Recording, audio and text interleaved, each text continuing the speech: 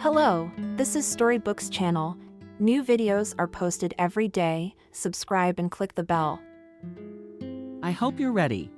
After all, today we are going to plunge into the world of tropical jungle wildlife and the home of some of the most dangerous animals on the planet, announced the guide and left the stage. The music played again on deck, and all the passengers went about their business. There was an hour left until arrival at the pier. Some were already on a low start and waiting at the exit from the ship. Some were still having fun and humming their champagne. There were also those who were cutting themselves into cards the whole way, not paying attention to everything else. There were a lot of different people here. They were all on their way to West Africa on the coast of tropical Cameroon. But there was one thing that united all these very different passengers. They all wanted to capture the beauty of the tropical jungle and show off to their friends as soon as possible about what a mysterious and beautiful place they had traveled to. Jacob stood on the bow of the ship and watched how fast this vessel was approaching the pretty coastline. He was a photographer. This occupation was by no means his official job. However, he enjoyed photography very much. He came from Poland and wanted to add some exoticism to his boring life. He worked in a stuffy office, an ordinary manager, but always dreamed of turning his hobby into a real job, bringing good income. The guy often arranged photo shoots for a low price, attracting clients. He was also at different celebrations, weddings, birthdays, graduations, and even funerals. For him, photography was a kind of magic, the ability to stop time in moments to capture. He felt almost like God. Those happy or, on the contrary, sad faces remained forever on the film of his camera. Not many colleagues, friends, and acquaintances were ready to appreciate his hobby. Many times he heard such phrases as, "Oh, what's so hard to click, and that's it. I do not understand why you take money." But Jacob did not give up. He knew that someday he would become a very famous photographer. All he had to do was try. After all, it's not just a click of the camera. You had to find the right lighting angle. And of course, the skill of dexterity had to be present too. Otherwise, how can you capture the laughter of a child who only cries all the time or the moments of real happiness? When a girl finally gets married, each moment must be able to capture, and this is a skill few people have. Jacob was sure of his success, so he went on this cruise, having saved part of the necessary amount of money by hard office labor. It is here in the rainforest. Their boundless ocean could make gorgeous shots that would immediately make him famous. So he thought so dreamed. Finally, the ship came to develop towards the shore. Most of the guests watched the action with admiration, and some did not care. Sometimes the question was why people with such sour faces went on this trip. Although the answer was obvious, they were just tired. After all, the liner had traveled to this place for many days and nights. And even though there were all the amenities, huge swimming pools, restaurants, large cabins, many passengers were really suffering from not being able to set foot on solid land. They could have taken an airplane, but this particular unforgettable excursion involved traveling on a liner. The tour company was highly publicized and attracted the attention of many people. Everyone wanted to see the beauty of the tropical jungle and, of course, to ride on a real ocean liner. They arrived at a place called Buda. There were many hotels by the sea.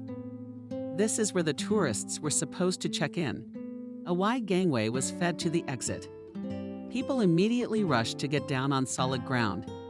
And in a minute a traffic jam was formed. Jacob was in no hurry to get off, so he did not even enter the crowd. He preferred to enjoy the seascape for a few more minutes. He thought about how endless this ocean is, and how small he was in this boundless expanse.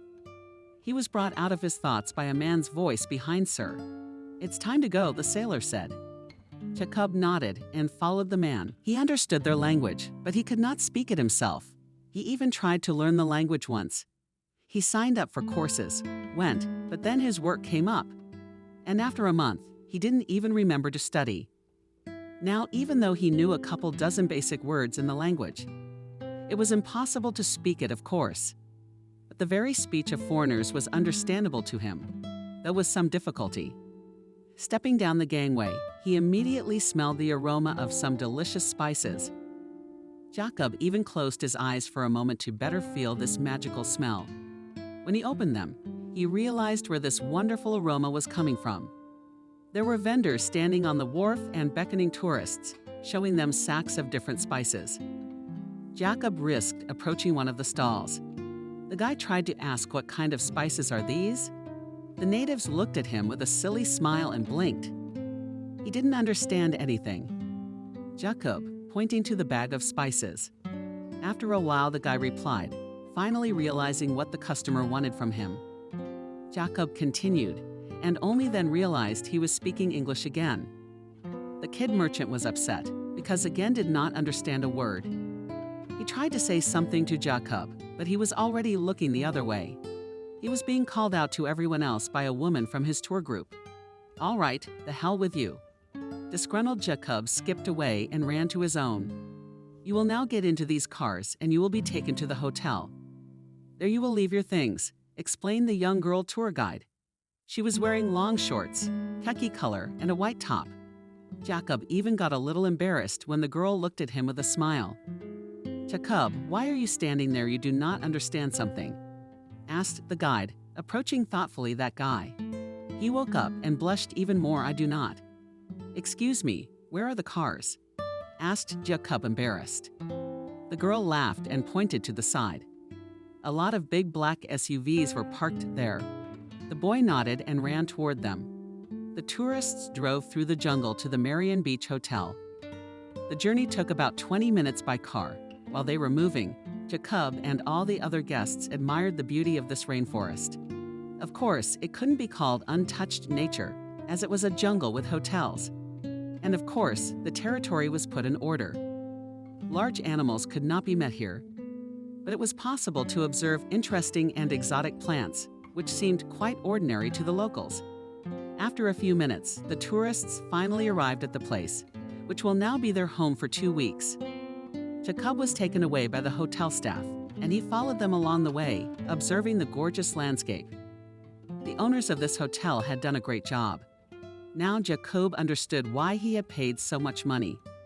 Although in fact, half of the cost of this excursion was paid by his parents, thus making him a birthday present. They always supported him in his endeavors.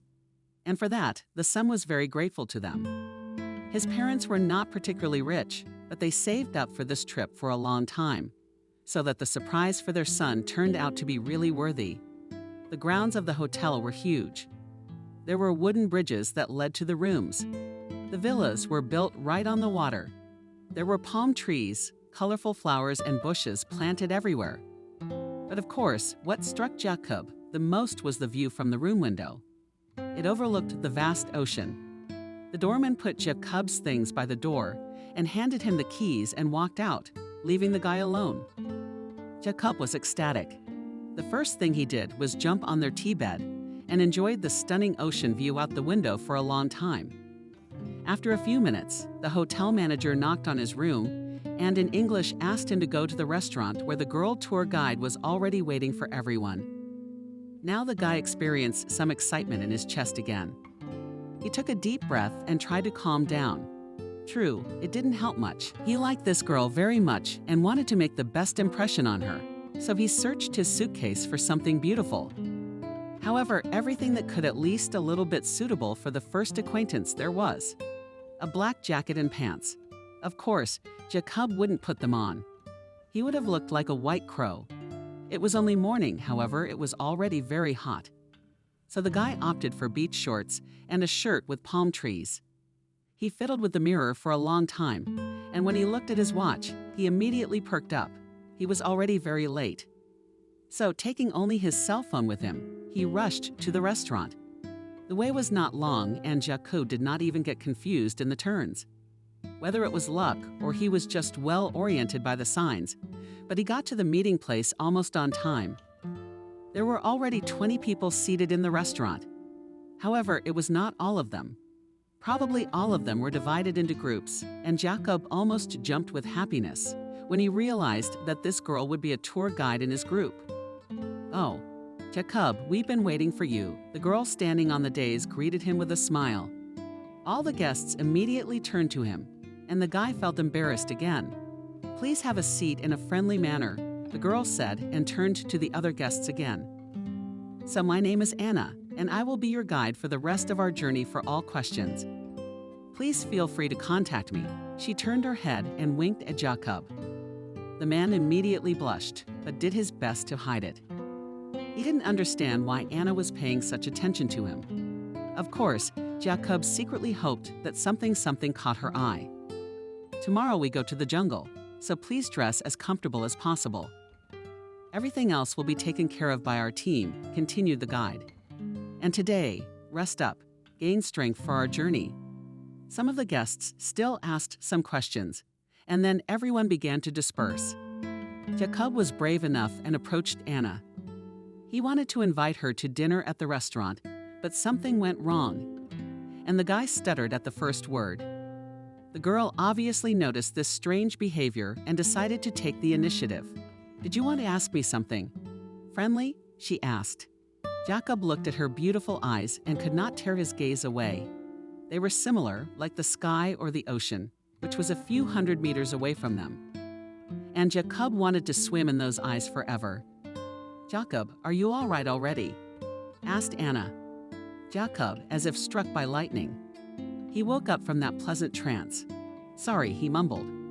"You wanted to know something?" The girl asked again. Jacob was about to offer her dinner at the restaurant, but at the last moment changed my mind. Usually girls do not like such a persistent guy, and they'd only known each other for an hour. It was urgent to think of something. And Jacob did not think of a more ingenious idea than to ask where is the bathroom. Anna looked at him in bewilderment, but tried not to show it. She pointed in the direction of the restroom, and when Jacob went there, the girl laughed softly. It was evening. Jacob has already had time to sunbathe in the sun, drink cocktails, and swim in the sea. After arriving, he was very tired, but decided to take a last look at the restaurant. His favorite song was playing there, and he really wanted to go there. Inviting Anna to the restaurant was a very good option. But Jacob decided first to get to know her better. "May I, please?" I put, and. "I think that's it. I don't like to eat when it's hot," said Jacob in English. He had practiced for a long time during the day to make this order. The waiter nodded understandingly and left. The guy looked around and immediately noticed Anna. She was sitting across the table from him and seemed to notice him. "Do you speak the language well here?" she said, smiling. The girl was drinking something from a glass. It looked like white wine. "Thank you. I tried," Jacob answered proudly. He felt like a schoolboy who was praised for a good grade. Suddenly, Anna stood up and walked over to his table. "Do you mind if I sit down?" she asked politely, standing at the table with a glass of wine. Jacob again admired the girl's clothes. The white, open dress suited her very well. "Yes, of course," smiled the guy. The girl pushed back her chair and sat down across from him. Now Jacob was again embarrassed by the gaze of this beautiful young girl. "I'm very excited to be leading the tour here. I've been to a lot of places, but I've never led a tour in Africa," shared Anna. "Do you work as a photographer?" she asked, pointing at the camera that hung on his chest. "So far only part-time," embarrassed Jacob. "And how long have you been working as a tour guide?" But Anna did not have time to answer, as on her shoulder was a heavy muscular hand of some man. The girl turned around and fake aghast, showing her delight and admiration. Jacob didn't realize what kind of scene was unfolding in front of him. But then the guy realized that all his hopes to make Anna his girlfriend collapsed, because she kissed the jock on the lips. Jacob was even embarrassed by this awkward situation. After all, he thought she was flirting with him. Finally, Anna pulled away from her boyfriend and turned to Jacob. "Jacob, meet my husband Jim."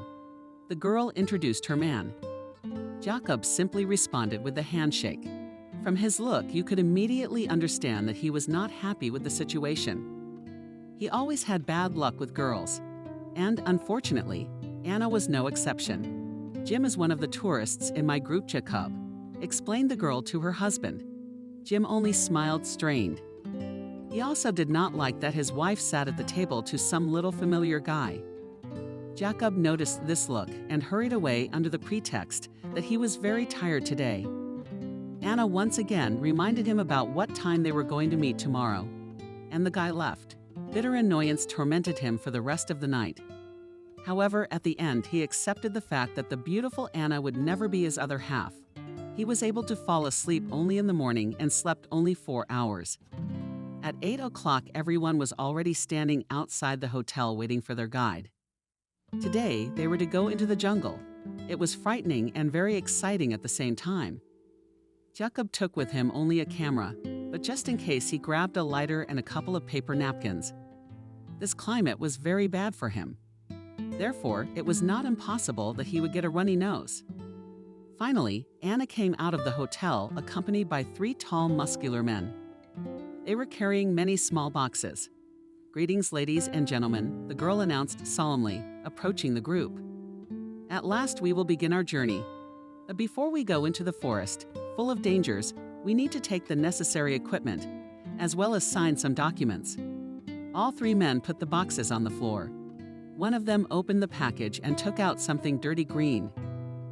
Anna walked over to them and decided to comment on the contents. "So each of you will be given a special suit that will be comfortable for walking. It has special pockets for water matches, insect right, and much more. So bravely take these things on the dare, and we will go on our hike." Several people immediately ran up to the men and a line formed. All the while Jacob stood waiting for his suit, he looked at Anna, who was explaining something to one of the hikers. Jacob was still mortified. This was not his girlfriend and never would be. "Dear, don't hold up the line, please," asked the man, handing the guy things from the box. Jacob grudgingly took the gear and stepped aside to put it all on himself. Slowly, he got into the suit, putting water and the rest of the items in it. He was surprised to see a clerical knife among the gear. Why would he need it in the jungle? However, Jacob decided not to ask unnecessary questions. "Those who have received all the necessary items, come to me," Anna announced. Jacob looked in her direction. The girl stood at a table and gave each person a form. Jacob decided to find out what was written on the forms. He got in line and after a while finally came to the table. "Familiarize yourself with the document and then sign here and here," the girl explained. "It's all formalities." She tried to say friendly, but it turned out too serious, and Jacob tensed. He stepped aside to read the contract. "In case of injury, or death, I have no claims against the organizers. I am familiar with the safety rules," it said in the contract. The guy was not surprised by this paragraph. As other tourists, he often participated in sports competitions. And everywhere in all the papers there was the same warning. It was really just a formality. However, it was still a bit tense. After all, anything could happen in the jungle. But he trusted this tour company, which in its entire existence had never had any such incidents. Well, or did they just keep quiet about them? Suddenly, a red-hot thought occurred to him. Jacob approached Anna again and jabbed his pen at one of the items. "Did we talk about safety rules?" Jacob asked. He didn't care at all. He knew it was a formality. He just wanted to hear her voice one more time. The girl looked at him skeptically and then answered with a strained smile. "I will announce all the rules later." "No worries," Jacob nodded and handed over the signed contract. A few minutes later, all the documents were signed and Anna spoke again. "And so it's perfect. Now I've instructed you all and we'll be on our way." Everyone moved as close to her as possible, like they were afraid of not hearing something. The jungle is not something you drive through. When we drove to the hotel, the girl started. "Now we are going to a truly untouched nature, the wild animal house. In this regard, I want you to make sure once again that you have all the equipment. Please keep up with the group and help each other out, if anyone needs help. And now for the most important part. I'm going to ask you all to hand in your cell phones." There was an immediate uproar after this statement.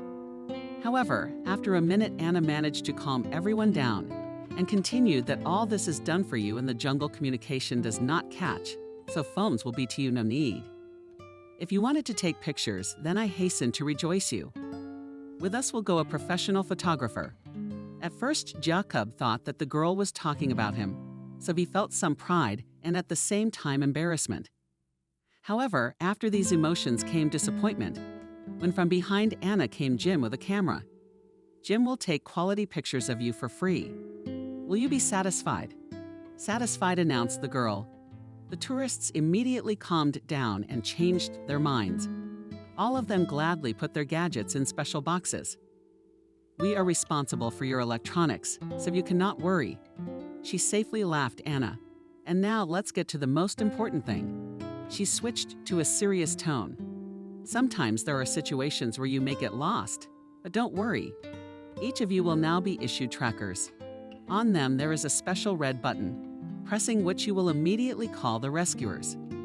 The men who were holding the boxes started handing out the trackers. Jacob looked at the flimsy device with disbelief. It was definitely not protected from any exposure to water, so he had to be careful with it.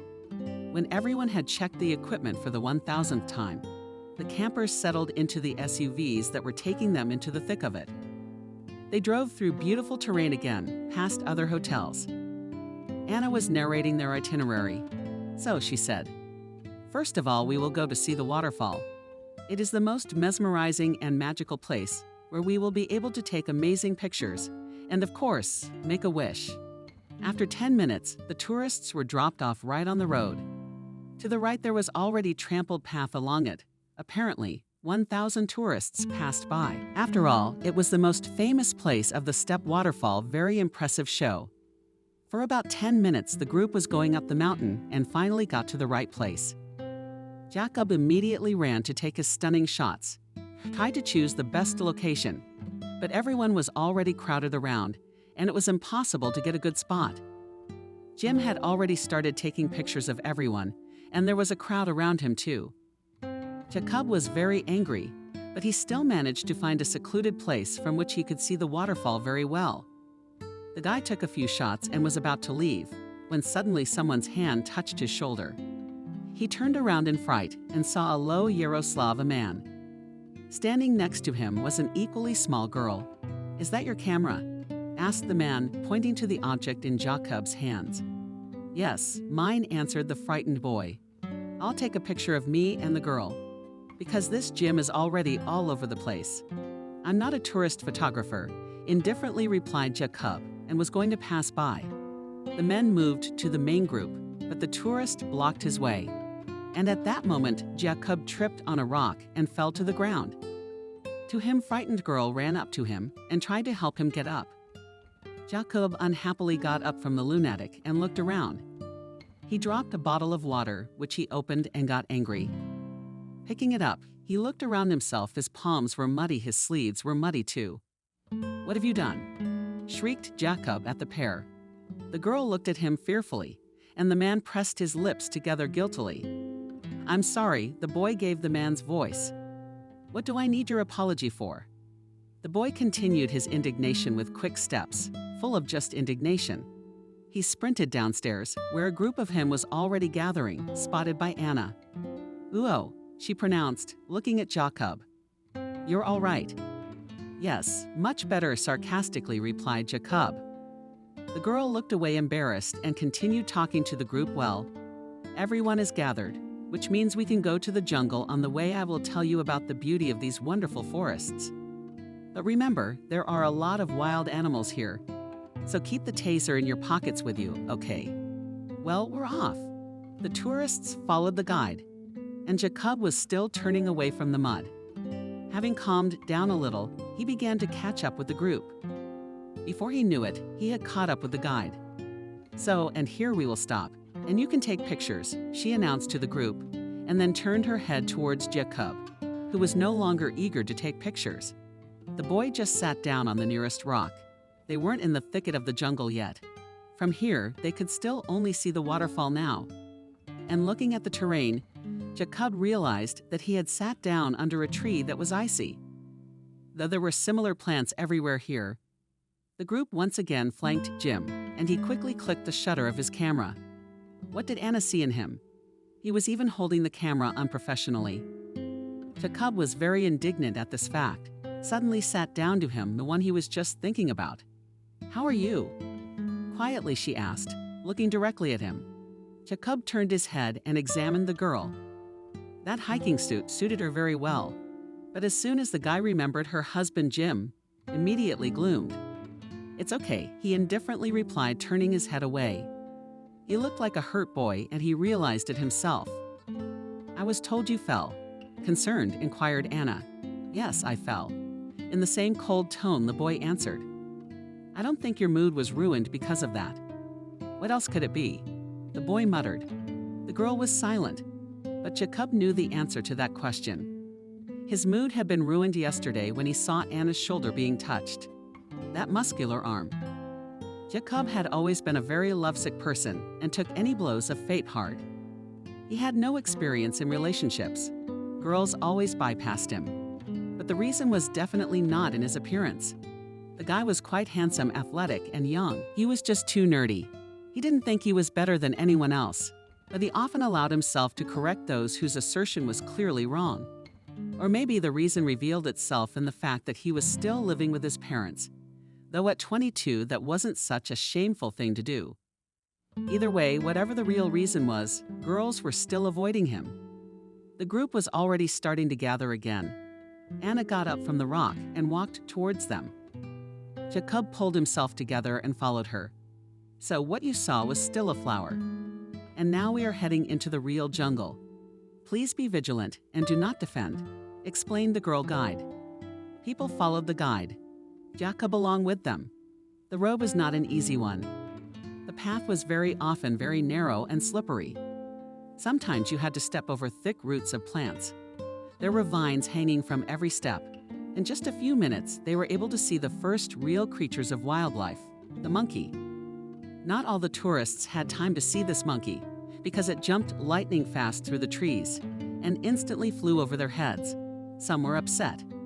However, Anya assured them that this was not the purpose of their hike today. After all, they were now going to an area where tigers lived. Unfortunately, it really took a long time to get to them. But the girl guide entertained her group with the most interesting facts about the jungle. Therefore, the tourists were not so boring to wade through the thickets. Once again climbed over a fallen tree. Jacob noticed some movement. He looked around, but saw no one.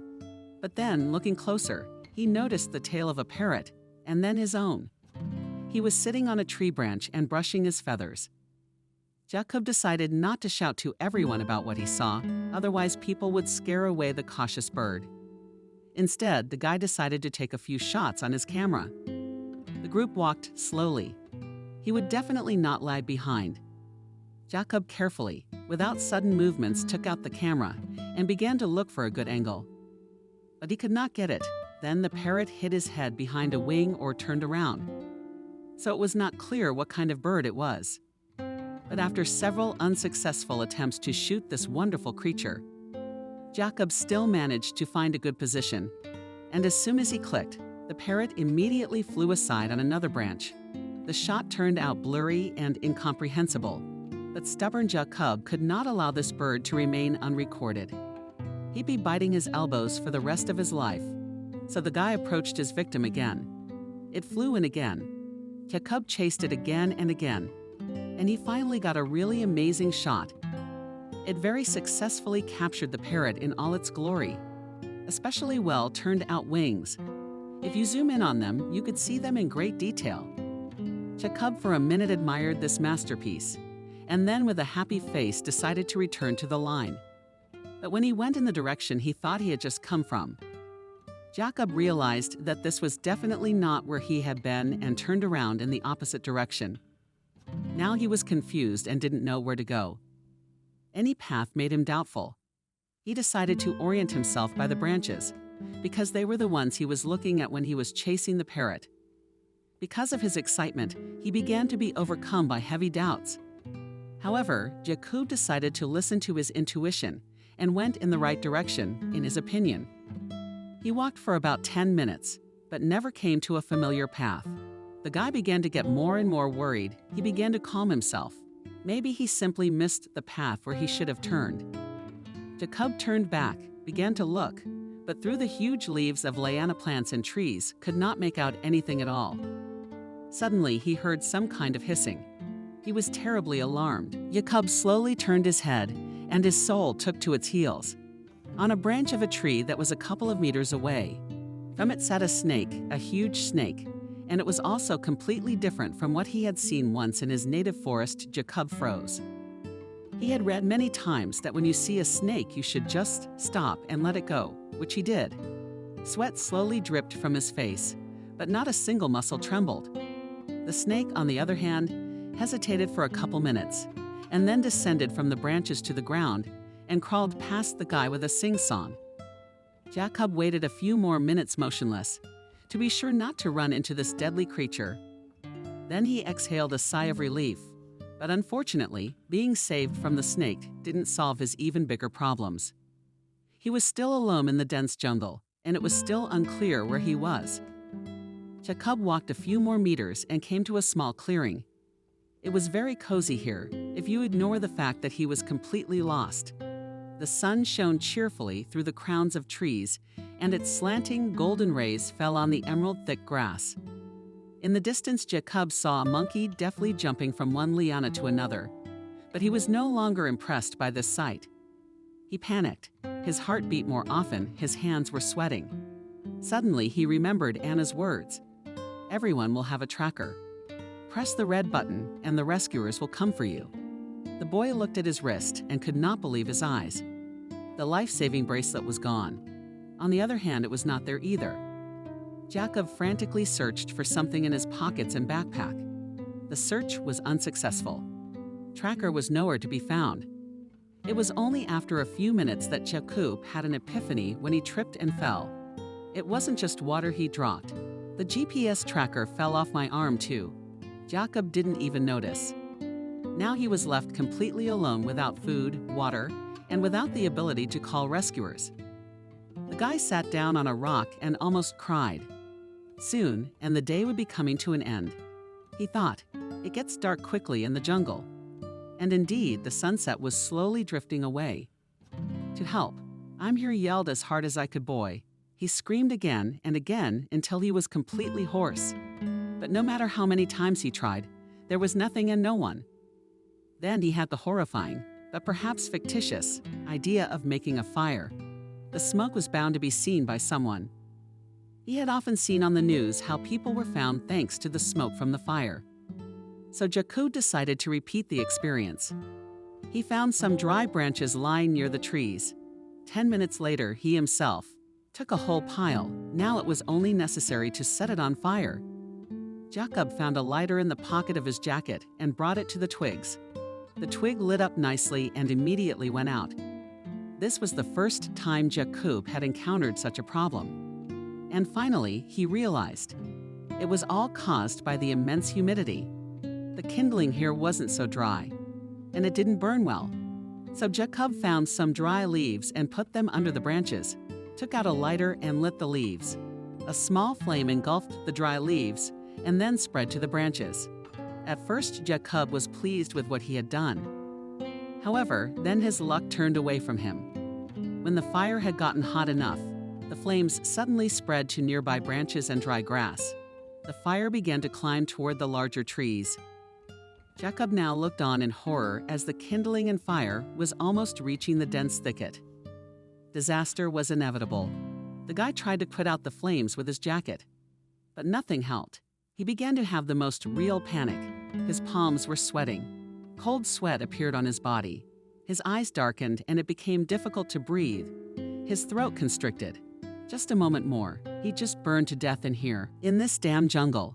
Suddenly, he heard the distinct cracking of branches behind him, under someone's heavy footsteps.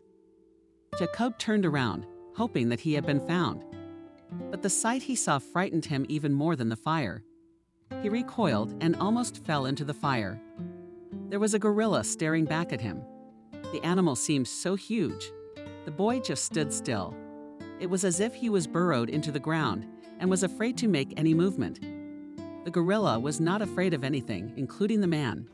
It picked up some huge green leaves and began to throw them into the fire. The fire died down. Jacob timidly approached the trees and began to help. Burning picked up the wet leaves. Then the animal grunted and began to throw a handful of sand into the fire. And Jacob, overcoming the fear of this huge creature, helped him in this as well. Together, they were able to put out the fire. Jacob could not believe that all this was happening to him. To think that a wild animal helped to put out the fire that had started. But the guy still shunned the gorilla. Wild animals are unpredictable and always pose a danger. That he knew for sure, especially gorillas. These giants are very strong. And a fight, if it happens at any rate, will end in death for an unarmed man. But this gorilla didn't seem to have any intention of hurting him. It began to walk away slowly, but all the time it turned its head and made some movements with its huge long arms. Jacob could not understand what this animal wanted from him. The guy continued to stand in place and looked after the departing bird, and that as if waiting for him. And now it stopped again and looked at Jacob with a long attentive look, but the guy still did not move from his seat. He did not understand what she wanted from him. After a few minutes of such silent tactics, the gorilla moved back to Jacob. The guy was seriously startled and began to back away slowly, again without making any sudden movements. But the gorilla kept speeding up its step, and then Jacob so panicked that he rushed into the forest. He knew it was best not to run from animals, but now he was terrified, and running could save his life. Jacob had never been known for his speed, but now he could easily win all the school Olympics. And not only school Olympics in running, including sprints. The gorilla, not thinking long, ran after him in a huge race. After a few minutes of this frantic race, Jacob began to pant, but continued to run. After all, his life depended on it. But still the huge animal caught up with him. Suddenly the gorilla came out of a thicket and grew a furry colossus right in front of Jacob, and he ran straight into its immense figure. The boy froze and trembled with fear. But that's it. Here comes my death, he managed to think.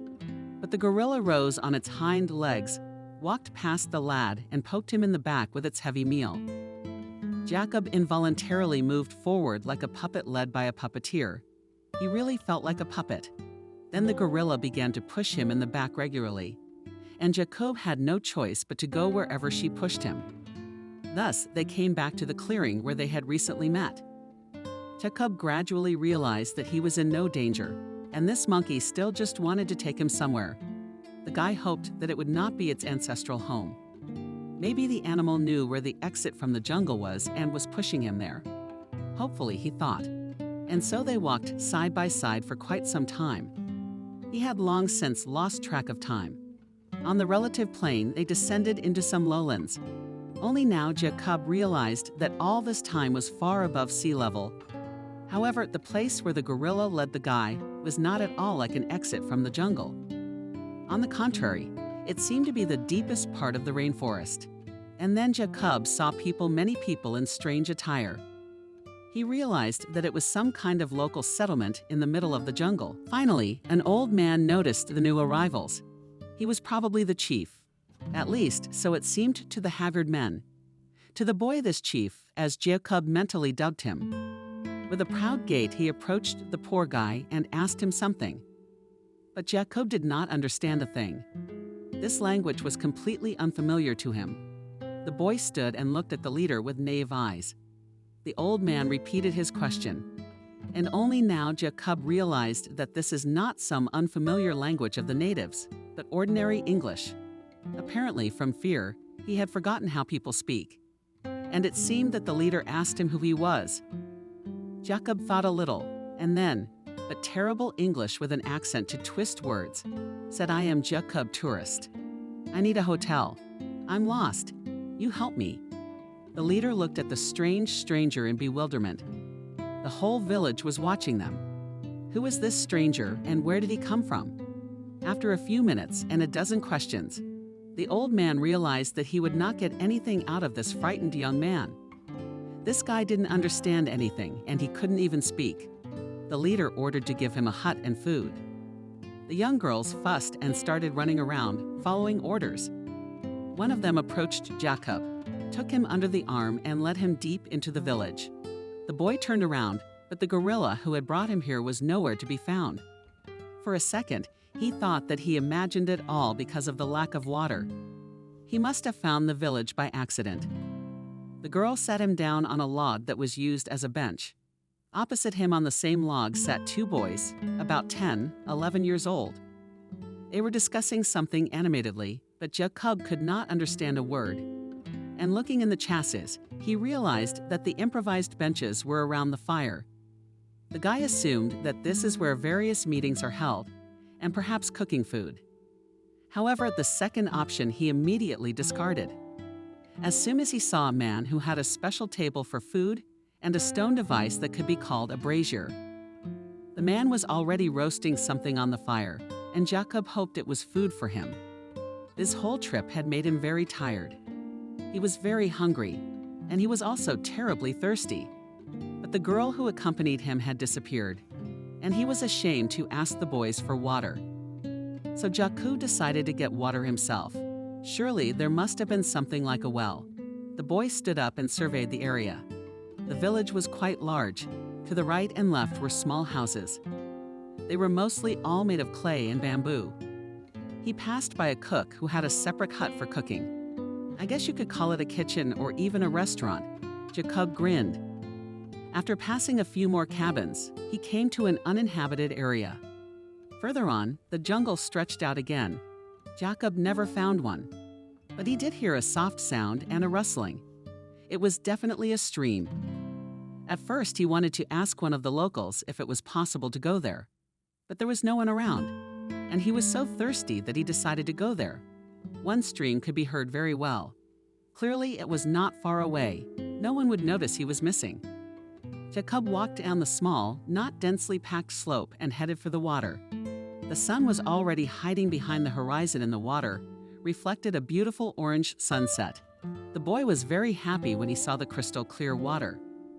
First, he decided to wash his face and tidy up a bit. His face was smeared with dirt, and understandably so. Jacob put out fires and then ran from a gorilla that ended up saving his life. All these events were whirling through his head. And the guy thanked God that he was able to find some civilization, if this society could be called civilized.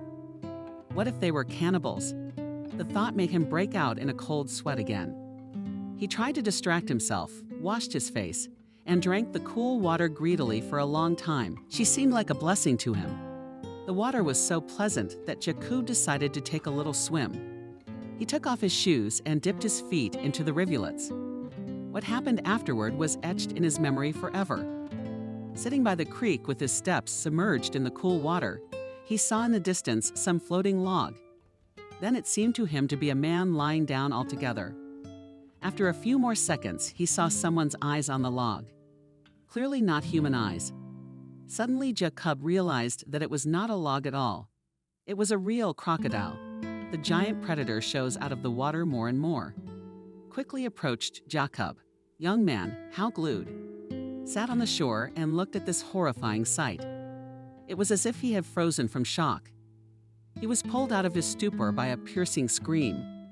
"Run, save yourself, run, you idiot," shouted a woman's voice from behind in English. Now Jacob didn't need to be told again. Twice he tore from his seat like a good sprinter.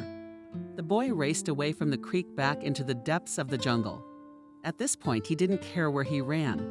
As far away from the fearsome beast as possible. The chase was on. The crocodile didn't seem to have organized. And Jacob calmed down a bit and stopped, breathing heavily. After a few minutes, the very girl who had sat him down by the fire and promised to give him a tour of the village approached him. She seemed to be the one who had saved him. She was now dressed in hunting clothes. If you could call it normal clothing, she was wearing some sort of linear, short bandage, covering everything below the waist, and the same bandage barely covering her breasts. Jacob was even a little embarrassed to see her like that. After all, in the village her clothes were more closed. "How did you even end up here?" she shouted in good Polish. Jacob was amazed. What is this? The effects of repeated shocks so affected that he began to understand the natives. "Well, I was brought by a gorilla," embarrassedly began to answer the guy, feeling like in a bad nightmare. No, the fool is not in the village. And here by the stream the girl was angry. I wanted a drink of water, and it seemed to me that nothing would happen. If I just took a sip of some clean water from the brook, a creek, do you know that in this nice creek it's awfully dirty? There are dangerous animals in that part of the jungle. Only hunters are allowed in that part of the jungle. I didn't know. I just wanted to. I don't care what you wanted. I'll take you back to the village to the chief.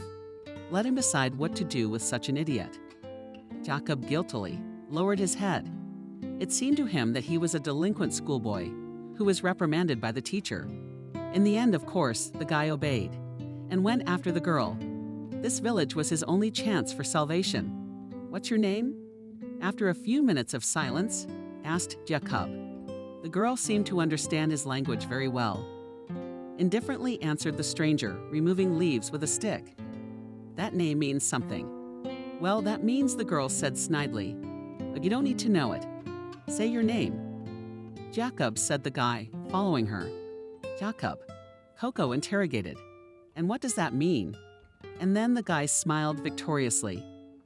He had waited his whole life for such a question. It could seem that his head even climbed up from pride. Strong, pronounced Jacob confidently and proudly. Strong and brave.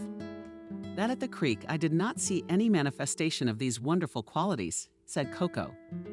Jacob felt offended by such a remark. Yes, he really was not particularly strong physically, but mentally he was a very serious competitor to many potential opponents. However, no one seemed to care about that here. They had almost reached the village when suddenly Coco asked, pointing at his shoulder, "What's that you've got there?" Jacob at first didn't understand what she meant. However, then guessed what caught her attention was a camera. The guy explained. Camera. Clumsily pronounced, the girl swallows half of the sounds of the device that helps you take pictures. Photo. What? Then Jacob realized that this local beauty, really very far from civilization, and really, how could she know of the existence of such a beautiful machine here in the jungle? A beautiful picture, a piece of the past that you can look at an infinite number of times, the boy explained. He felt as if he were talking to a child. The people who were far removed from such basic things were indeed like children. Even modern city children knew much more than these natives. Jacob still didn't understand why tribes like this still existed. The world has long gone far away. Progress has reached its peak, and there are still somewhere people who still roast meat on the fire. And not just shish kebab from the store, but meat that they themselves and extracted. And there was no need to say anything about education, views, politics. These people did not understand such things and, unfortunately, or perhaps fortunately, did not want to understand. They were happy here, away from it all. When they reached the place, Coco put him on the same log from which he had run away. The boys, on the other hand, were gone. A brief twilight came, and then abruptly, in an instant, as happens in the southern latitudes, solid darkness. After a while, Jacob finally saw in the distance, by the light of torches, Coco and the old man of the chief coming toward him. This time, the tribal leader did not waste time in English, but delivered an angry monologue in his native tongue. And Coco began to translate it into Polish. My father is very angry at your behavior. No one leaves this village without warning. He decided to help you, thus taking responsibility for your life. Responsibility. Jacob interjected. It is the custom. We are not often ordered to us wanderers, but if they do, we try to help them properly. We are taking you under our wing, and it is our job to keep you alive. Tell the chief I'm sorry. I was just thirsty. The girl said something to the chief, and the man listened to her glumly. He looked at Jacob incredulously. He said something to Coco and walked away, tapping his cane on the ground. The girl stepped closer to the boy and declared, My father gave you a hut. Now I will take you to where you can eat. Jacob's eyes rounded. That was your father. Why does that surprise you so much? As if even insulted Coco, and then abruptly turned around and walked away, leaving the guy alone again. Jacob was extremely surprised and even discouraged. He himself did not understand why he had such a strange reaction. For some reason, he thought that the old man had no one. It was surprising to see such a young girl and know that she was the daughter of a profound old man. Jacob might have assumed she was his granddaughter. But daughter, his musings were interrupted again by the appearance of Coco. "Let's go," threw the girl and took the boy's hand. She pulled him behind her, and he, like an obedient puppy, followed her. They came to a hut. It smelled of meat.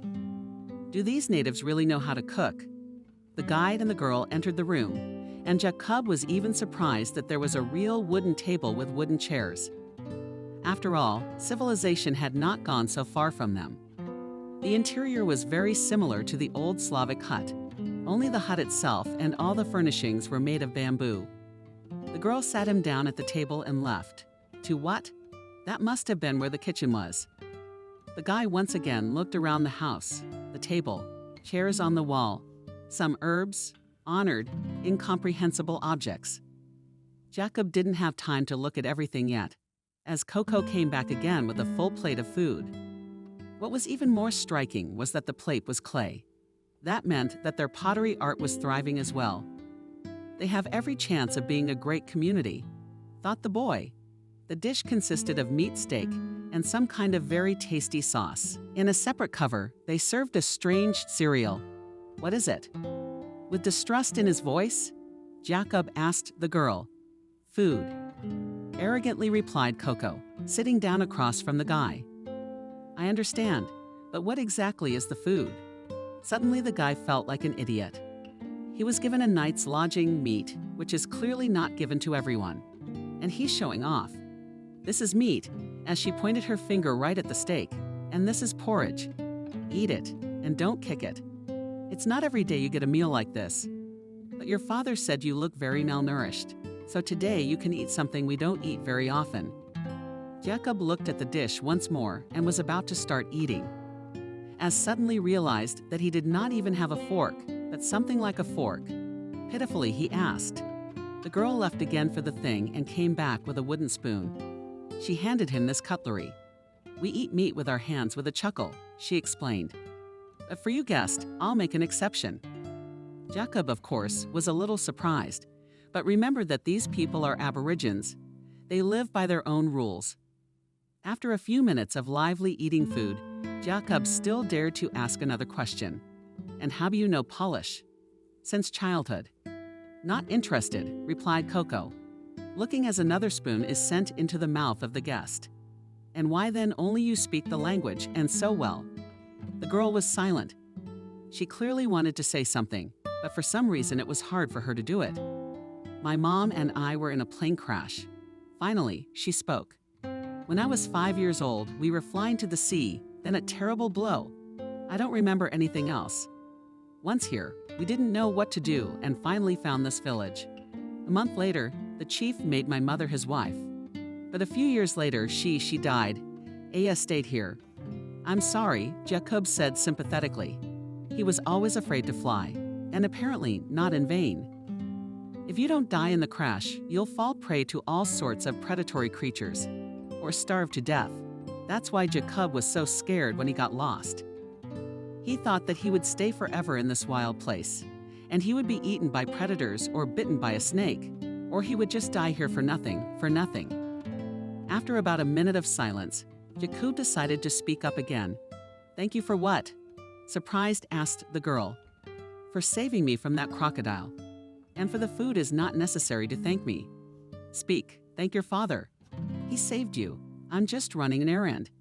It must be hard on your father. Why did he lose his favorite wife?" The girl was a little embarrassed, and then let out a small laugh. "I don't think it's hard for him." "Jacob." Coco giggled. "He has 8 other wives, and all of them are alive and well, and his children can't even be counted." Jacob is in complete shock. Look down at him. 8 wives. He almost shouted. Yes, Jacob and all of them he loves continue to make fun of him, Coco. The guy, to digest this information, asked the next important question. "You weren't always called Coco, were you?" The girl's face darkened. It seemed that she still regretted something. "No, of course not," she answered politely. "It's my old name that my mother gave me, Alice. She always called me Alice. But when the chief married my mother, I was given another name for my new life. My mother changed her name too, and I was only 5 years old, so I did not resist. Everything seemed like a game to me then. So what is the significance of the name Coco? The girl smiled again, and there was no trace of her sad face. But I don't know, maybe beautiful, she said flirtatiously. But why should a name have any meaning? Do you care? A name can say a lot about a person. Why is that, I tell you? Isn't that you? Making friends with the spirits? To my people, name matters, yes, but to me, it's just a bunch of letters. In confidence, I had so much fun when I was 5 with the chickens repeating Coco over and over. It's probably stupid.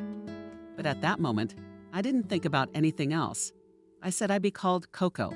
Sounds like a really good name to me. I'm not arguing. The boy smiled. He finally finished his portion, even though he was hungry. Coco dragged him outside. Dad said to take you to your cabin. But I want to show you something. Jacob nodded and followed his mysterious mistress. By now, she no longer looked like she was by the stream. She was wearing a light white dress or tunic obliged by a sash. It might even have been night. However, it was hardly their custom to walk in night attire with a stranger like Jacob, but this girl was clearly guilty. Not to all the traditions of this people, she seemed free and intelligent.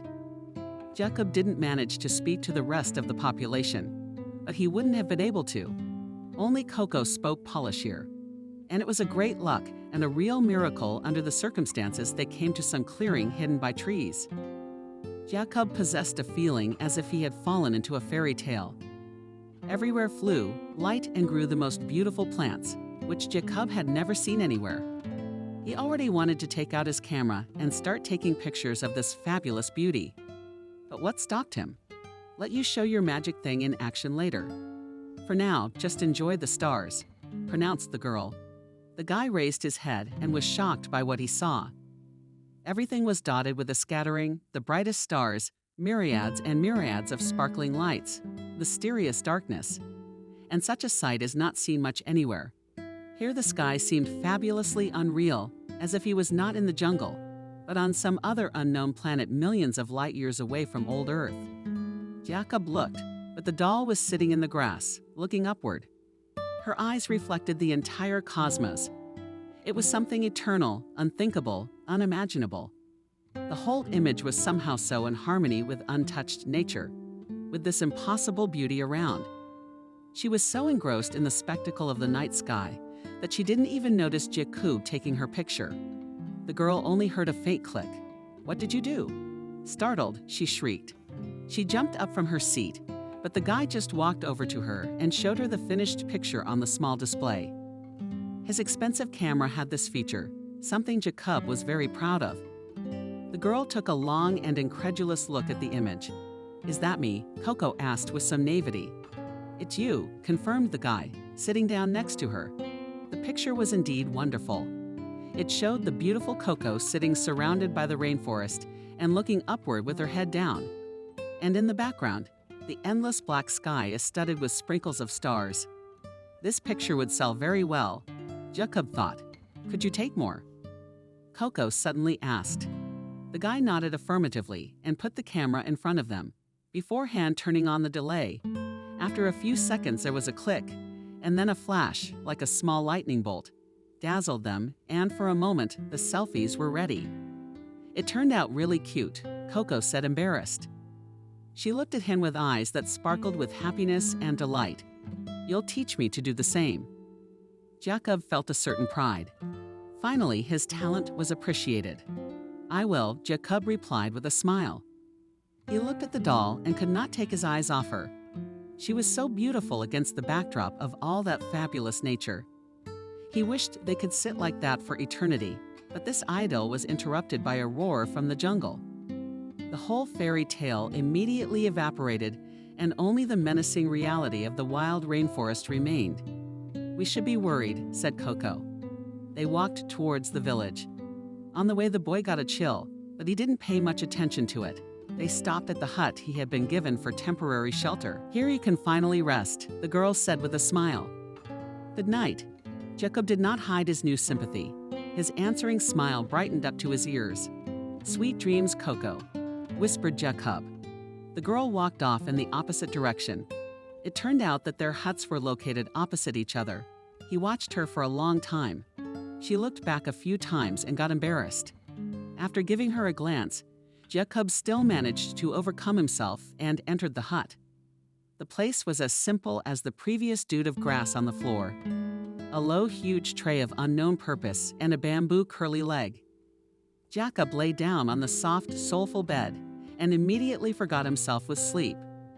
And his thoughts again carried to that clearing where he sat just now how much the girl sat motionless, again watching the stars. Jacob cautiously approached her and sat down beside her. That's how they would have sat. But Coco suddenly asked suspiciously, "Why are you lying?" "Lying?"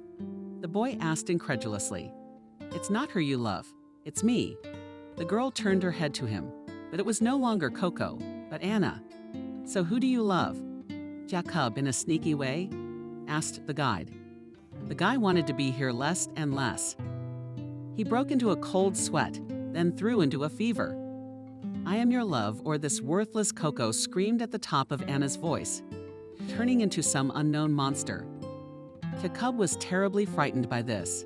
He tried to run away, but his legs turned to stone and wouldn't listen to him. He stayed in one place and tried with all his might to escape from there. "You're not going anywhere," the girl whispered.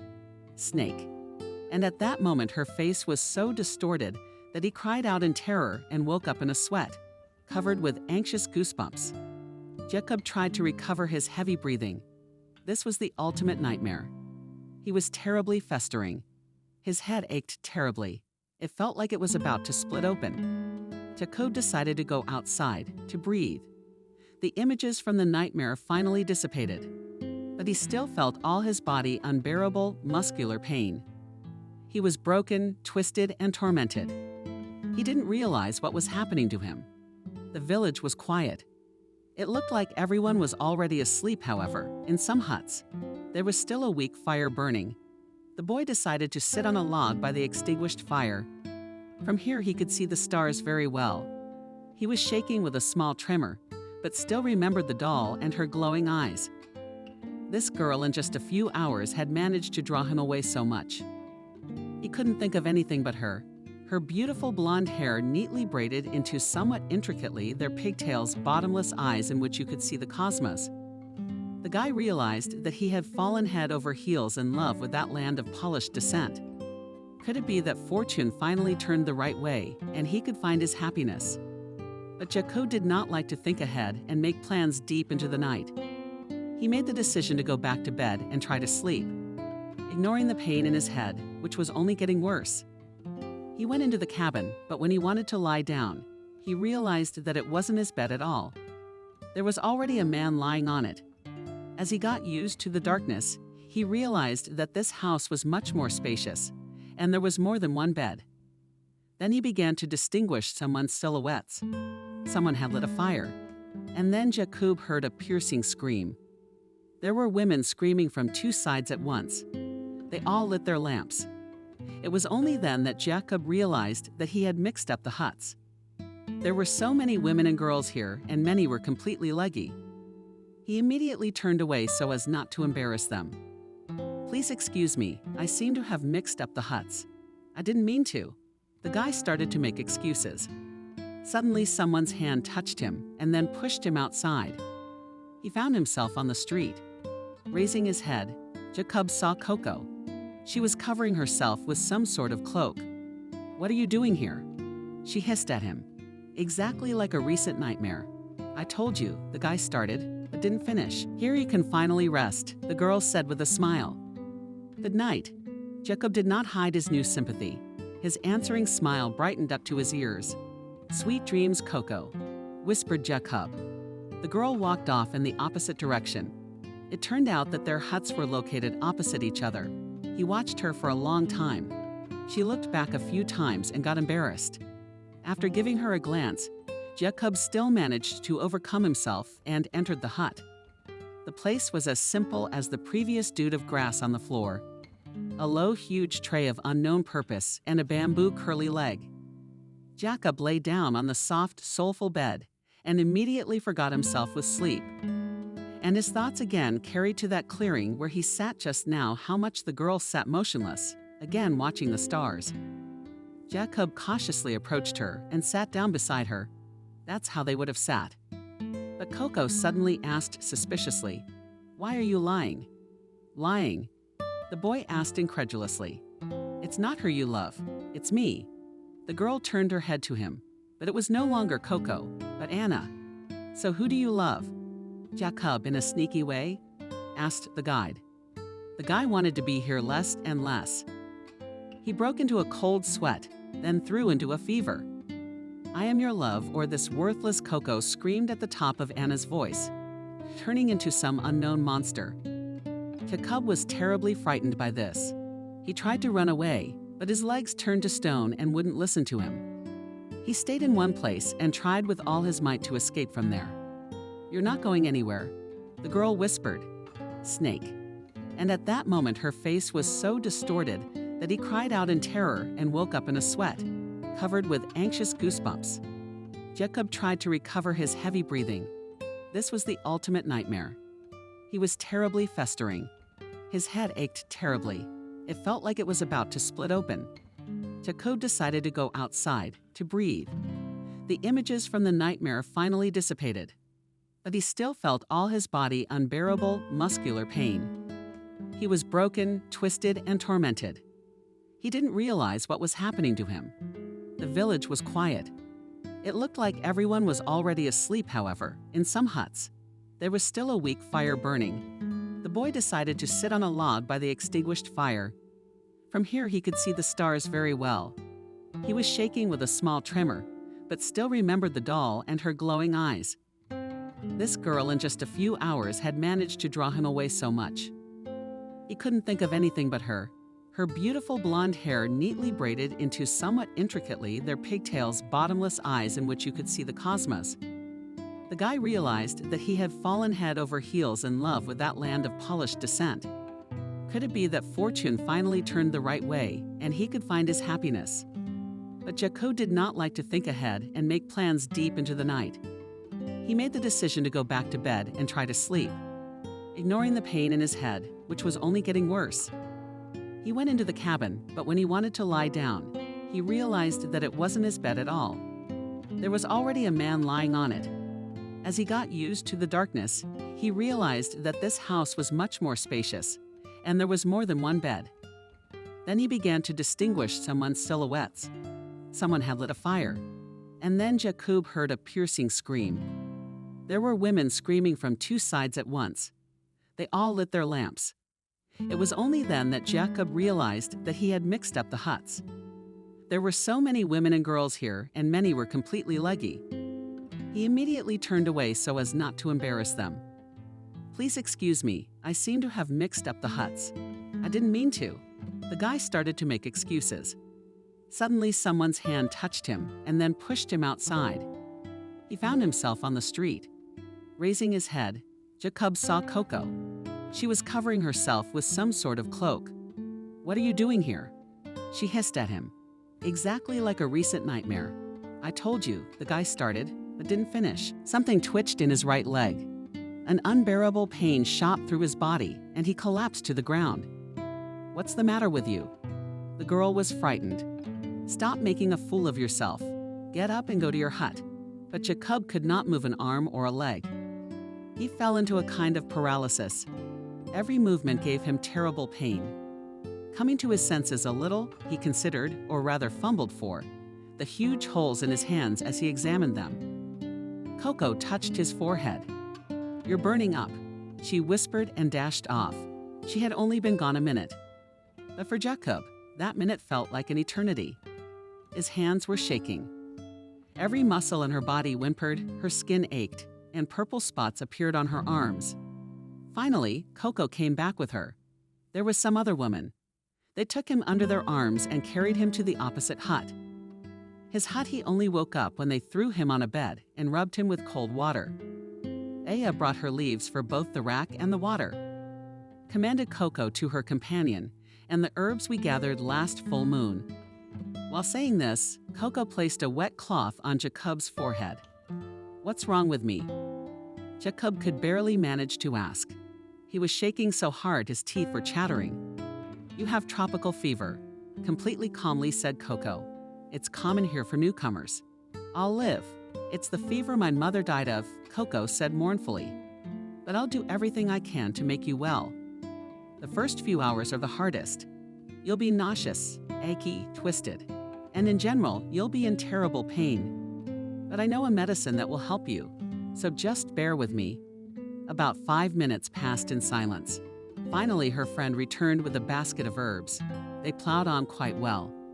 However, the last thing that bothered Jacob now was the taste and smell of coca. Taking that basket, she began to throw something into a clay-black pot. Then she stirred that mixture with a spoon.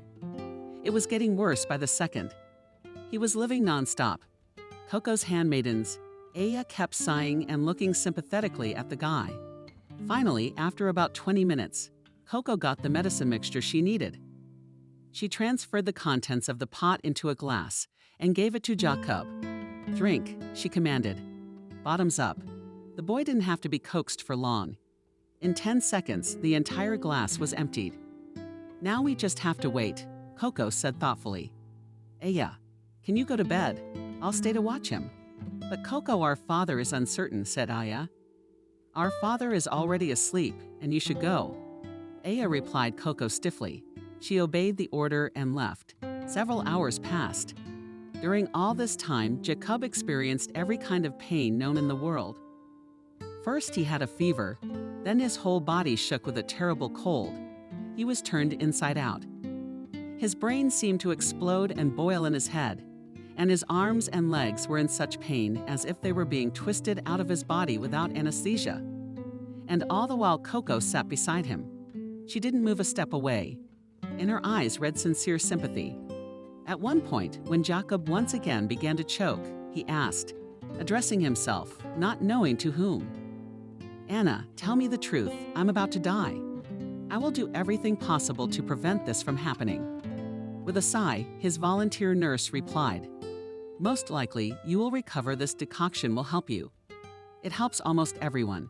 You'll feel better." The girl was right. After several hours of agony just before dawn, Jacob felt much better. The fever had gone down, the cramps had stopped. Of course, the muscles were still aching. However, it was already a tolerable pain. In the morning, the guy fell asleep with the normal sleep of convalescence. Up to this point, as it was with him, he was awakened by a horrible noise that grew louder by the second. The door fell away and a menacing chief came in, shouting something in his own language. Of course, Jacob didn't understand a word of it. The boy had just woken up, and his sleepy mind did not yet understand what was going on. The chief pointed his index finger at Jacob. He was frightened and moved to the wall. 2 muscular natives entered the hut and lifted him from the bed. Jacob tried to resist, but all was unsuccessful. The men dragged him down the street. Dirt and sand stained him all over and all over again like the day before. Jacob was still feeling rather ill. Of course, he was no longer dying like the night before, but his head still split open in pain. The guy was tied to a tall wooden pole. He punctured himself at first, but his body completely, and without 2 lived strong ropes. Only now Jacob realized that he was in the center of the village by the very fire around which the logs were standing. The lad had not noticed this pillar. Yesterday, a lot of people began to gather around it. They all looked at him with anger. "Yesterday, you stranger defamed the honorable names of my wives and daughters," the chieftain said loudly, "and for that you paid with your life." The chief came as close to the boy as he could, poked his cane in Jacob's chest, and almost whispered said in English, "We were kind to you, and you turned out to be a snake." After these words, the man turned around and walked away. The others followed his example. Jacob was left alone with himself. The young man looked around. On one of the neighboring poles hung the skeleton of a man. The boy was horrified. Did he really get into the lair of the ogres? God, how many things can happen to a man in 2 days? And what's he in for? Why? He began to mentally feel sorry for himself and fell into a real despair. He was well aware that the chances of rescue were now slim to none. But why had they done this to him? To this question he had no intelligible answer. The mutterings of the chief did not count. Where's Coco? Why hadn't she come to his aid? He was beginning to get a bad headache again, and thirsty on top of it. The sun was at the very horizon, and it was scorching and so splitting his head. It was probably around noon by now. Jacob could feel the sweat running down his body and covering his eyes. His itching and muscle aches started again. It was a terrible torment, for the guy couldn't move a single muscle. The only thing he cared about was where Coco had gone. There were a lot of related questions. Had she abandoned him in such a dire situation? Why had she saved his life yesterday if she realized that in the morning he would be tied to the damn pole? There were no answers, of course, and the thirst tormented him more and more.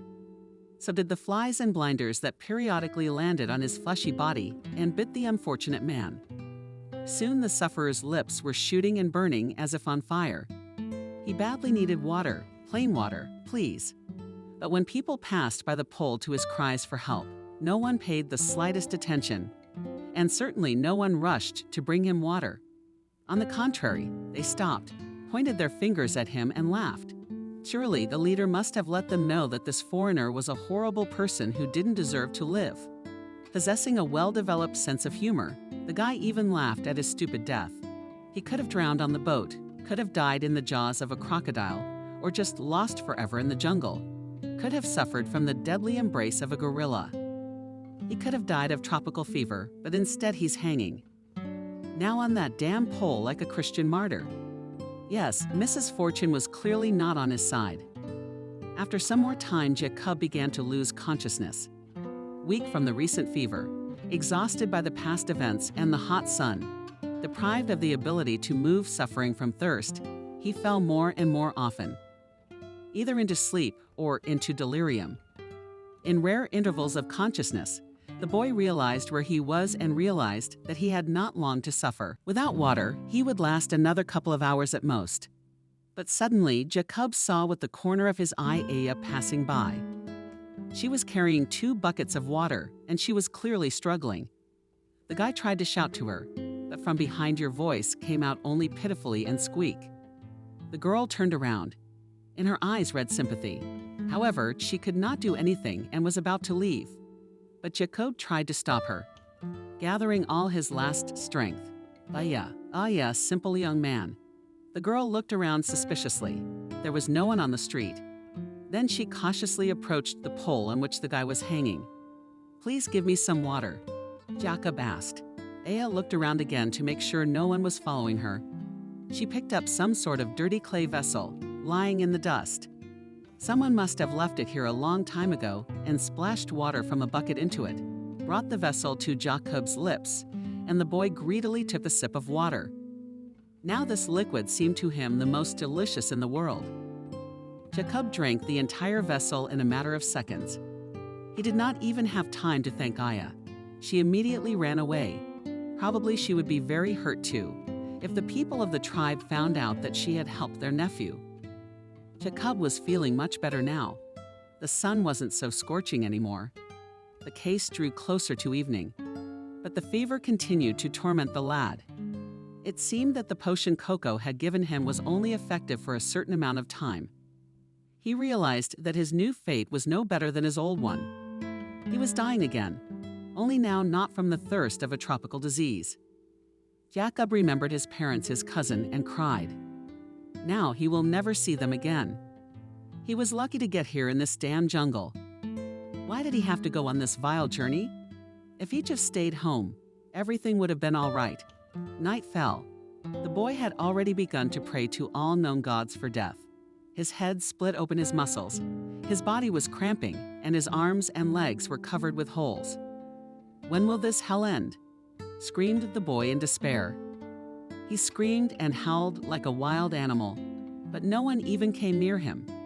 At some point, coming to my senses from forgetting, I discovered that it was already night. The moon was shining very brightly. The silence, breaking mine, only by the rare cries of forest creatures drove me crazy. Jacob moaned quietly in pain. Suddenly, the young man heard some kind of crunch.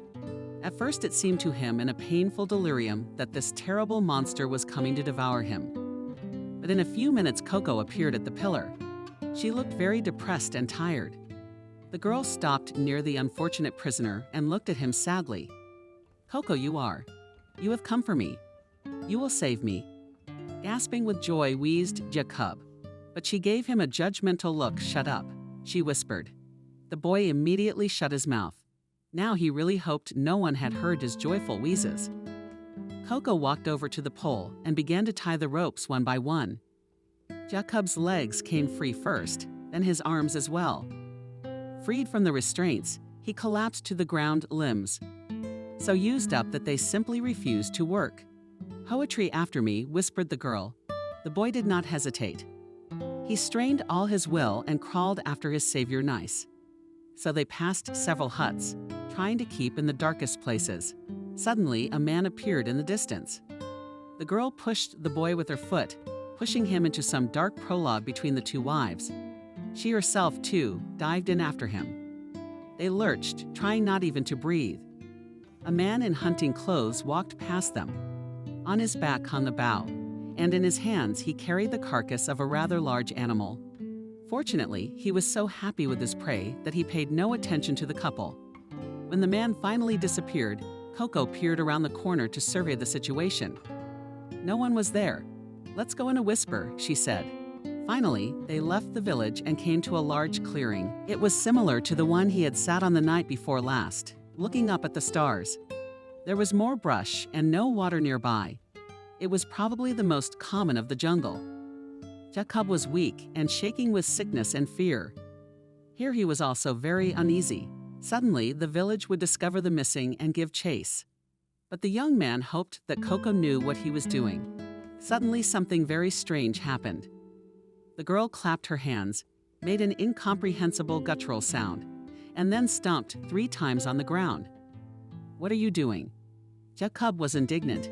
We're about to be heard. But the girl paid no attention to his protests and continued the same actions. 2 claps, a strange sound, stomping feet. 2 claps, stomping feet. 2 claps, stomping feet. After a while, horrifying sounds were heard. Jacob realized that some large animal was running straight at them. He folded himself with fright. Again he thought that his death had come. His exhausted mind refused to think straight. He was about to run. He jerked. But what stopped him? Jacob, just trusted me, softly said the girl. Soothingly, and the tone in which she said those words worked on Jacob. He stopped and followed the girl's example. She waited. There was confidence in her gaze. Finally, someone Jacob did not expect to see came into the clearing. It was the same gorilla that had brought him to the village the day before yesterday. Or maybe it was another one. The hell of it. Hello, Bamboo, gently said Coco, stroking low forehead of the animal. The huge beast bowed obediently to her as if she were its queen. The feeling between them was barely perceptible to outsiders. A strong bond was burning, clearly very attached to this girl. Just like I thought Jacob was. Do you know him? Surprised asked the young man. The girl tore her gaze away from the animal and turned to Jacob. Yes, this is my best friend, Bamboo.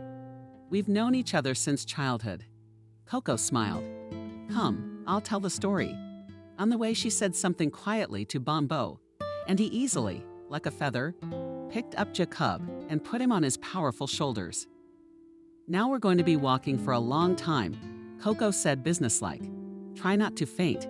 Here, drink this, it will give you strength. She held out to him a vessel made of a noisy, unknown Jacob at a large plant fruit. Drink it, almost commanded Coco. Jacob took a sip of the liquid contents of the vessel. It turned out to be quite pleasant to the taste, gave off herbs and as if honey. However, now he would drink anything to hold out and survive. By the way, to what limit would he have to hold out?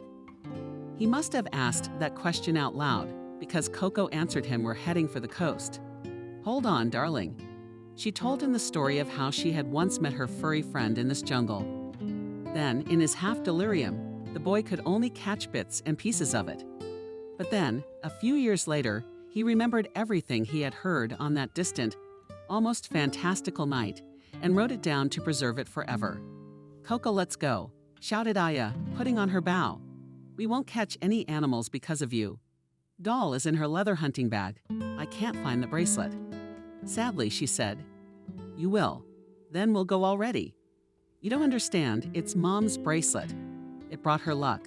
I never go hunting without it. Coco, if we don't go into the woods right now, my father will make bags out of us instead of crocodile. Coco sighed and walked out of the hut. Her sister was completely right. We can still live without the bracelet, but not without clothes and food. Okay, let's have a bow already, asked someone handed her a weapon, and the girls went into the forest. Father said to pick more berries, so the animals today will not touch almost, said Aya doll only nodded. Her mood was very spoiled by the missing bracelet. It was the only thing she had gotten from her mother after she was gone. Everything had changed. It was how he had started living on his own. Now there was no longer a person to answer for her actions. 2 hours passed. The girls picked a lot of berries and loaded them into special cloth bags that were fastened around their necks. It was very convenient to walk with them on the mountainous terrain. They were already walking a few miles away from the village and suddenly heard a terrible cry. Aya got into a fighting stance and prepared her bow. Someone's coming at us. Get ready to shoot. Aya whispered loudly to her sister. They had already drawn their arrows. And as soon as the predator appeared on the horizon, they fired. Then it became clear that it was a gorilla, and it was advancing towards them at a great leap. But its wounds were mortal, and its strength was running out. At last, the mortally wounded beast collapsed. The girls gingerly approached it and examined it. The gorilla was not yet dead. It was sighing heavily. Careful noticed an oddity in its behavior. The gorilla was hiding something in its furry paws. Examining the body more closely, the girls saw deep wounds. Clearly not shot. They looked like bites. Aya, come here. She called out to her sister. She walked over to Coco. These are teeth marks. Aya said thoughtfully, it looks like this gorilla was attacked. And at that moment, they heard a terrible growl. They turned around and saw a huge female leopard behind them. Aya immediately started shooting at the animal. Doll grabbed her spear. The wounded leopard lunged at Aya. And as soon as it did, Doll deftly impaled the beast with the sharp spear. When the girls had recovered from the shock, Coco made a stunning conclusion. So this gorilla didn't mean to attack us. It was fleeing. Suddenly, the sisters heard a thin cry. At first, they didn't realize where it was coming from. It was somewhere very close by.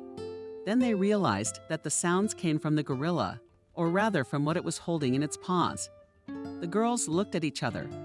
Coco cautiously approached the animal with force, pulled her limbs apart, and pulled out a cub quite small. Oh my God, was all Aya could utter as Coco held the creature and cried. The mother had saved him from the leopard, and we had killed her. There was silence. No one could say a word. What have we done? Broke the sepulchral silence. I'll never forgive myself for this. Coco, we didn't know. I'll take him with me, the girl suddenly declared. Aya looked at her in surprise. What are you talking about? She was indignant. Father won't allow you to keep him in the village. It could become dangerous when it grows up. It's a wild animal, Coco. I killed his mother, and now I have to take care of him. Didn't they teach you to help our lesser brothers? I don't know what you were taught, where you were born. But this is not our brother here. He'll grow up to be an animal as dangerous as his mother, and then destroy the whole village. I won't let you take him with you. Let's see what Father has to say about that. Coco said decisively and put the baby in her sinus. When they arrived at the village, they were already greeted by a crowd of people. The sisters had not been gone long enough, for the villagers were already starting to worry. Where have you been? Formidably asked the chief. Aya stepped forward and told them what had happened, but did not mention the fact that they had found a baby gorilla. I am very sorry to hear that, stated the chief, but I am glad you are alive. Take the berries you have picked, and you are free to go. The girls nodded affirmatively and walked towards the general supply depot. I didn't turn you in, Aya said as they laid out the berries. But if you don't confess to your father, I'll tell everything myself. So do it as soon as you can. Otherwise, it will be worse. You're a great sister, Aya replied Coco sarcastically. You're not my sister, and you never will be. Aya said and walked away. Coco almost cried at those words. It had been 10 years since her mother had been gone, and there had not been a day when she had not thought of her. It had been very hard for her. No one really understood her here, and no one would ever really love her. She's not like them. It's been a week since Coco got her pet. The girl named him Bomb. It was an unusual and made-up name by her. She fed the ox with his literal milk. He got stronger and got a little bigger. Now, I didn't communicate with Coco at all, but she didn't miss a chance to remind me that soon all secret things will be revealed. But Coco ignored her and continued to raise the poor baby. One day, the chief burst into her hut and ordered her to immediately take the gorilla to the jungle where it belonged. And Coco was severely punished. She wasn't supposed to leave the village for a week, but that didn't stop her. And on her first night, she went in search of her pet. The Bomb, she screamed. Coco had traveled quite a distance, but still hadn't found the cub. But then she heard a sound like a baby crying again. She followed that sound and came to a small ravine. These barbarians had thrown him in where he couldn't get out on his own. He was like a small bear cub trying to climb the walls and charge, but the ground only crumbled under his weight. The nimble Coco immediately got the poor little fellow out and gave him a drink of the ample milk she had brought with her. She was sure she would find him. Her hopes were realized. She left him in a secluded cave, the entrance to which she closed with a large heavy stone, and has visited every night since. So the Bomb rose before her eyes. After a while, when the baby became active enough, she began to train him. He hit on a whistle and came on a special command. The girl clapped her hands and then drowned dolls, became a real foster mother to him. As Jacob listened to this marvelous story to the end, he yawned.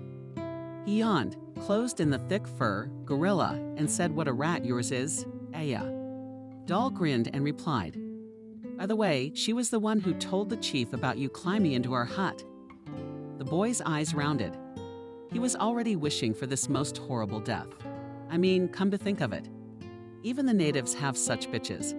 After a while, Jacob no longer remembered how and when they finally reached the coast.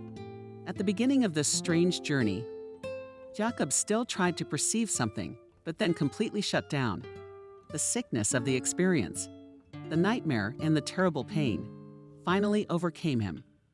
Meanwhile, Coco and Boing had finally reached the publicized tourist beach.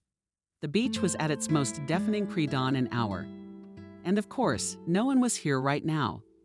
Then the girl gathered dry leaves of twigs and set them on fire with matches she found among Jacob's things. It seemed that when the flames flared up, Jacob instantly regained consciousness. He remembered bright flashes, but he had no strength at all. The last thing the boy heard and remembered were the words "cuckoo," "hold on, my love," or was he just imagining it? In a feverish delirium, she left Jacob on the beach next to a brightly burning fire, and together with the Bomb disappeared into the jungle. A few minutes later, one of the hotel guards noticed the flames and came to see what hooligans had set it up, but saw only poor half-dead Jacob, who knew from tropical fever. The man who found him screamed in terror and immediately called for help. Other people came running. After that, Jacob passed out again. Finally, he came to himself. Only a few days later found himself lying on a narrow couch. Every muscle in his body aching, and in his head is a mess. True, the head itself no longer split open from the pain, and the hole in his arms disappeared as if they had never existed. He looked around the room. His bunk was behind a curtain of semi-transparent white curtains, and it was quite clean. There were various medical devices and medicines. There were voices, moans, and even screams coming from somewhere. Jacob realized that he was in the local hospital. Here and there behind the curtains were heard lively conversations, mumbling, snoring, or long prayers in an incomprehensible language. There were long plastic tubes reaching out to him, and the young man was afraid to touch them. After a few minutes, the curtains were pulled back by the doctor. Jacob said dark hair and a man in white. "Yes," replied the boy uncertainly. "How do they know my name?" He thought, "I'm glad you're finally awake." The doctor continued in Polish. "My name is Alex. I studied in your country and know a little of the language.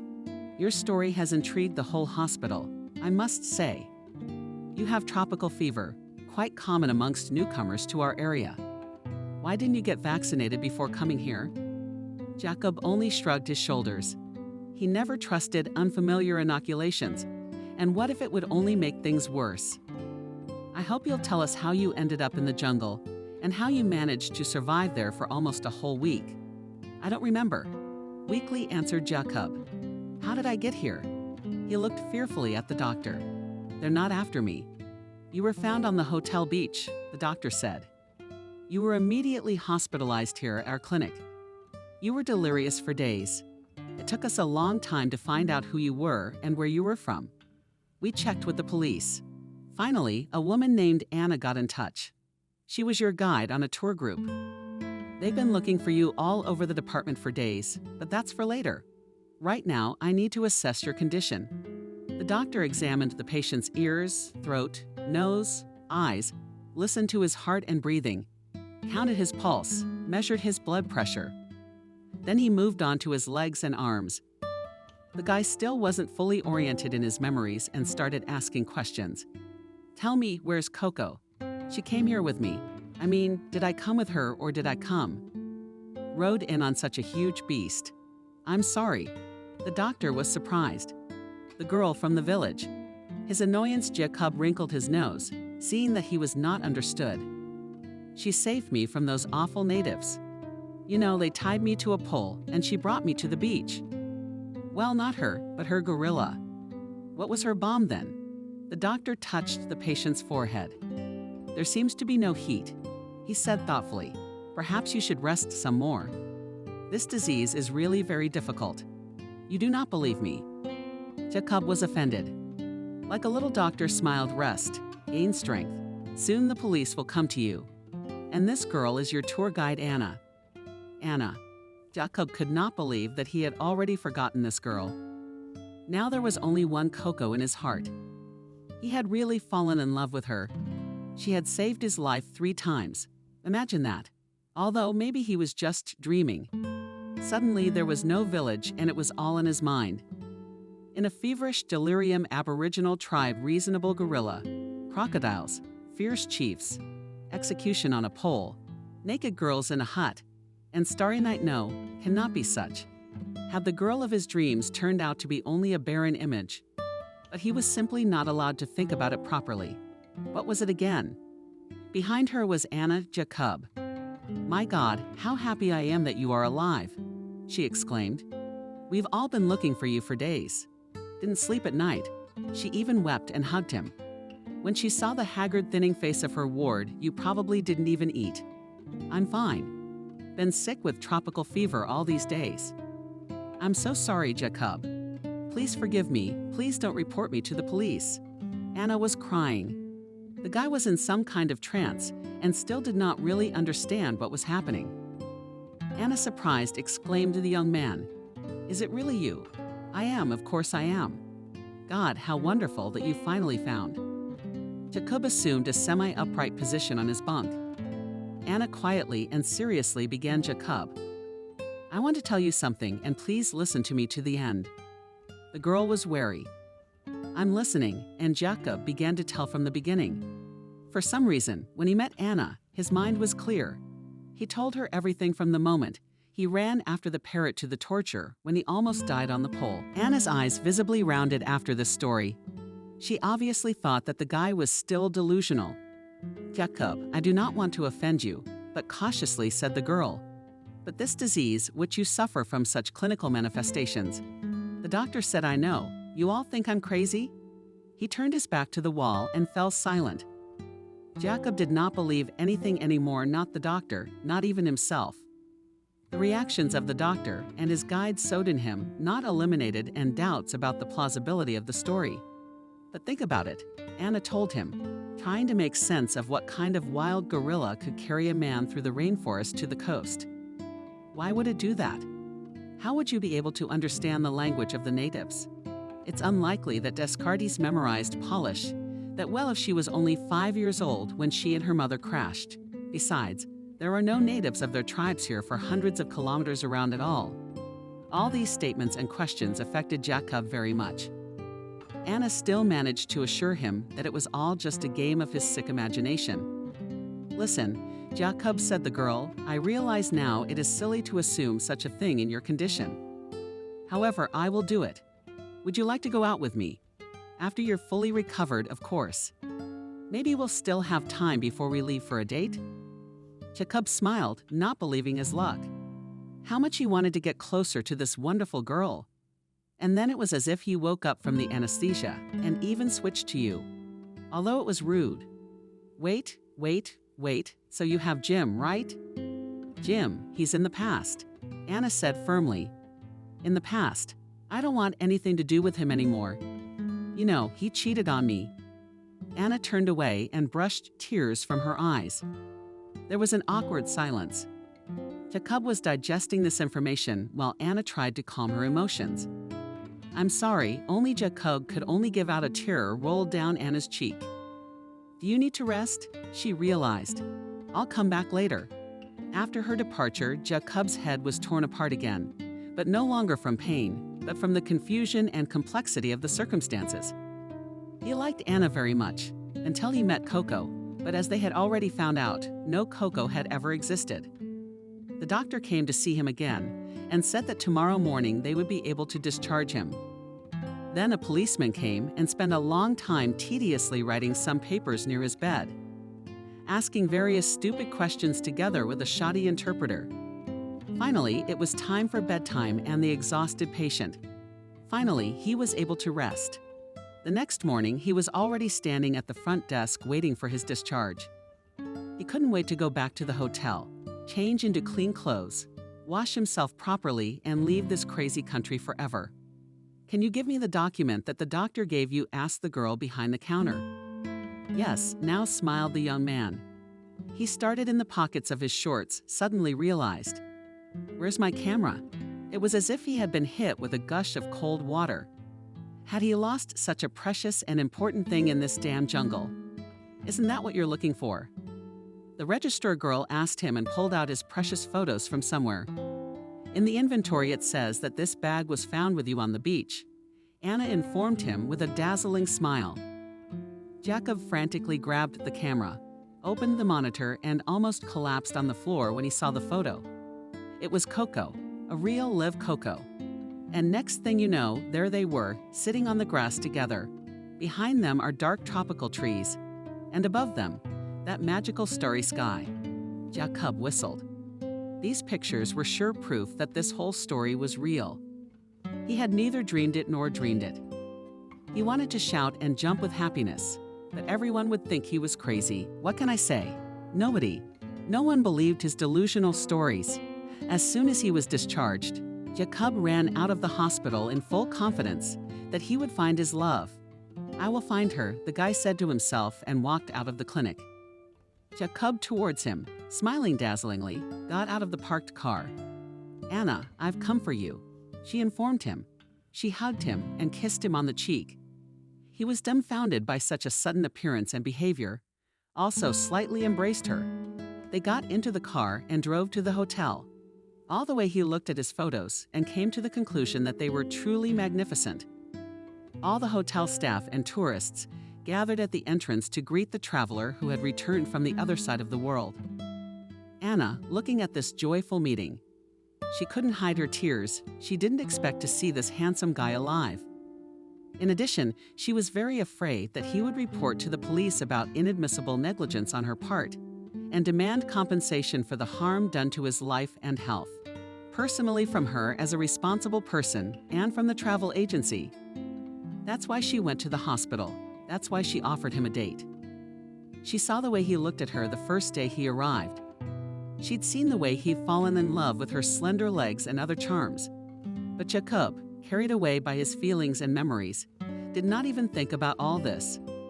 The hotel staff was also very happy about the return of the missing guest. Everyone tried to do him something nice. The administration threw a fancy dinner with alcoholic drinks for the whole group. They were also partly to blame for the missing tourist. After all, it was the hotel that provided the jungle travelers with such flimsy trackers. Jacob tried to find out from the hotel staff where the Aboriginal settlement was located, but they only shrugged their shoulders.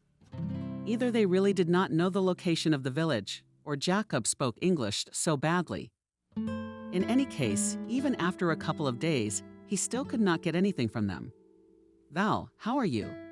asked him. Anna sat down at his table at dinner. "I'm great," thoughtfully answered the guy, taking another sip of wine. "And how are you? What about Jim?" "My lawyer is preparing the divorce papers for now." The girl frowned. This was clearly not what she wanted from her conversation with Jacob. "Have you thought about my proposal?"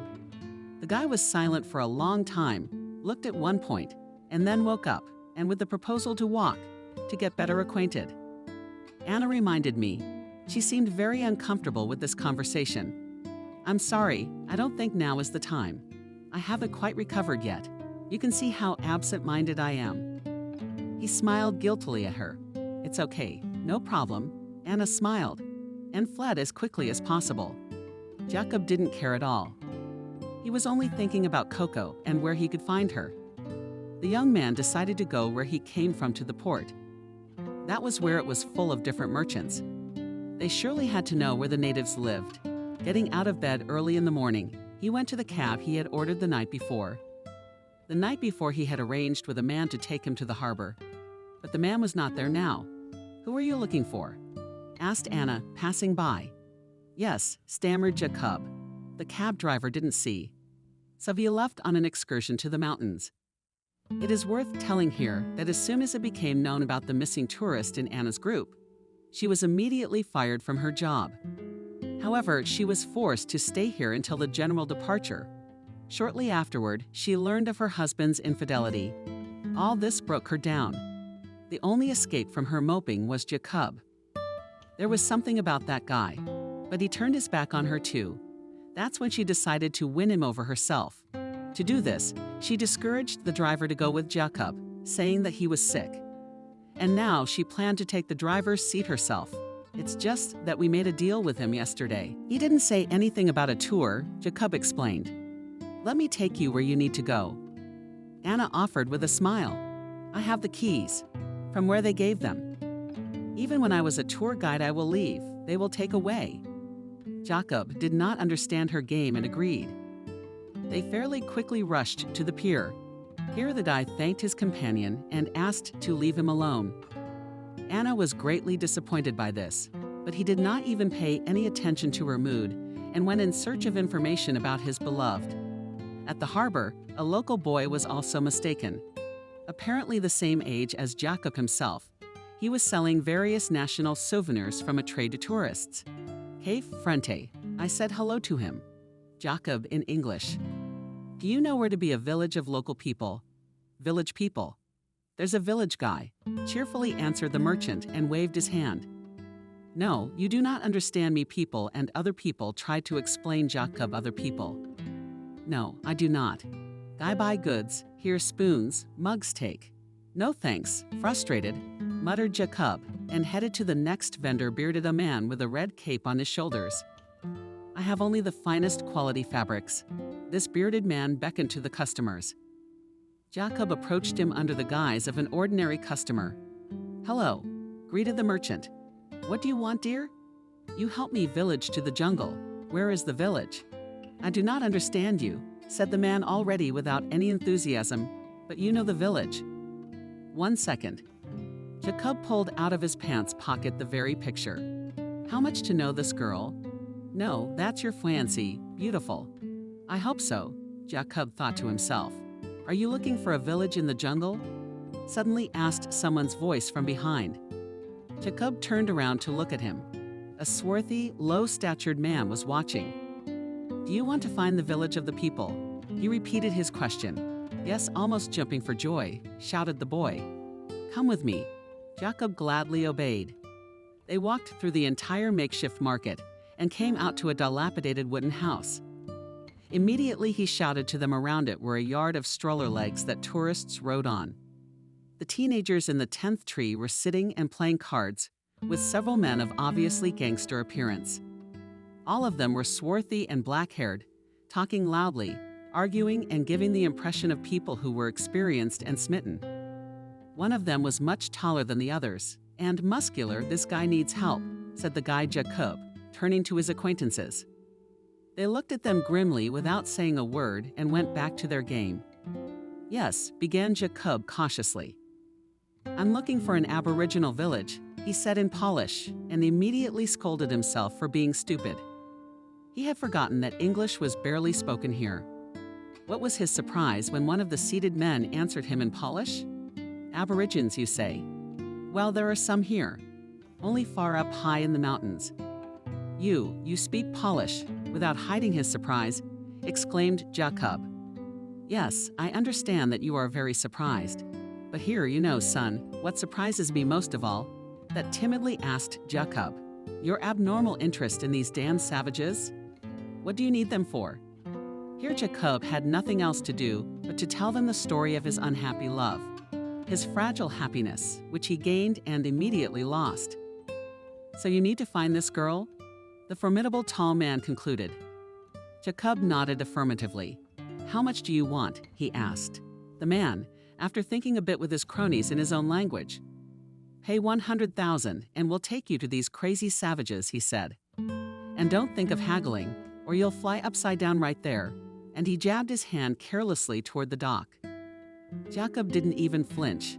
He did not spare any money to find his happiness. That's why he easily made such a promise, deciding to give his camera to the counselors as payment on his return.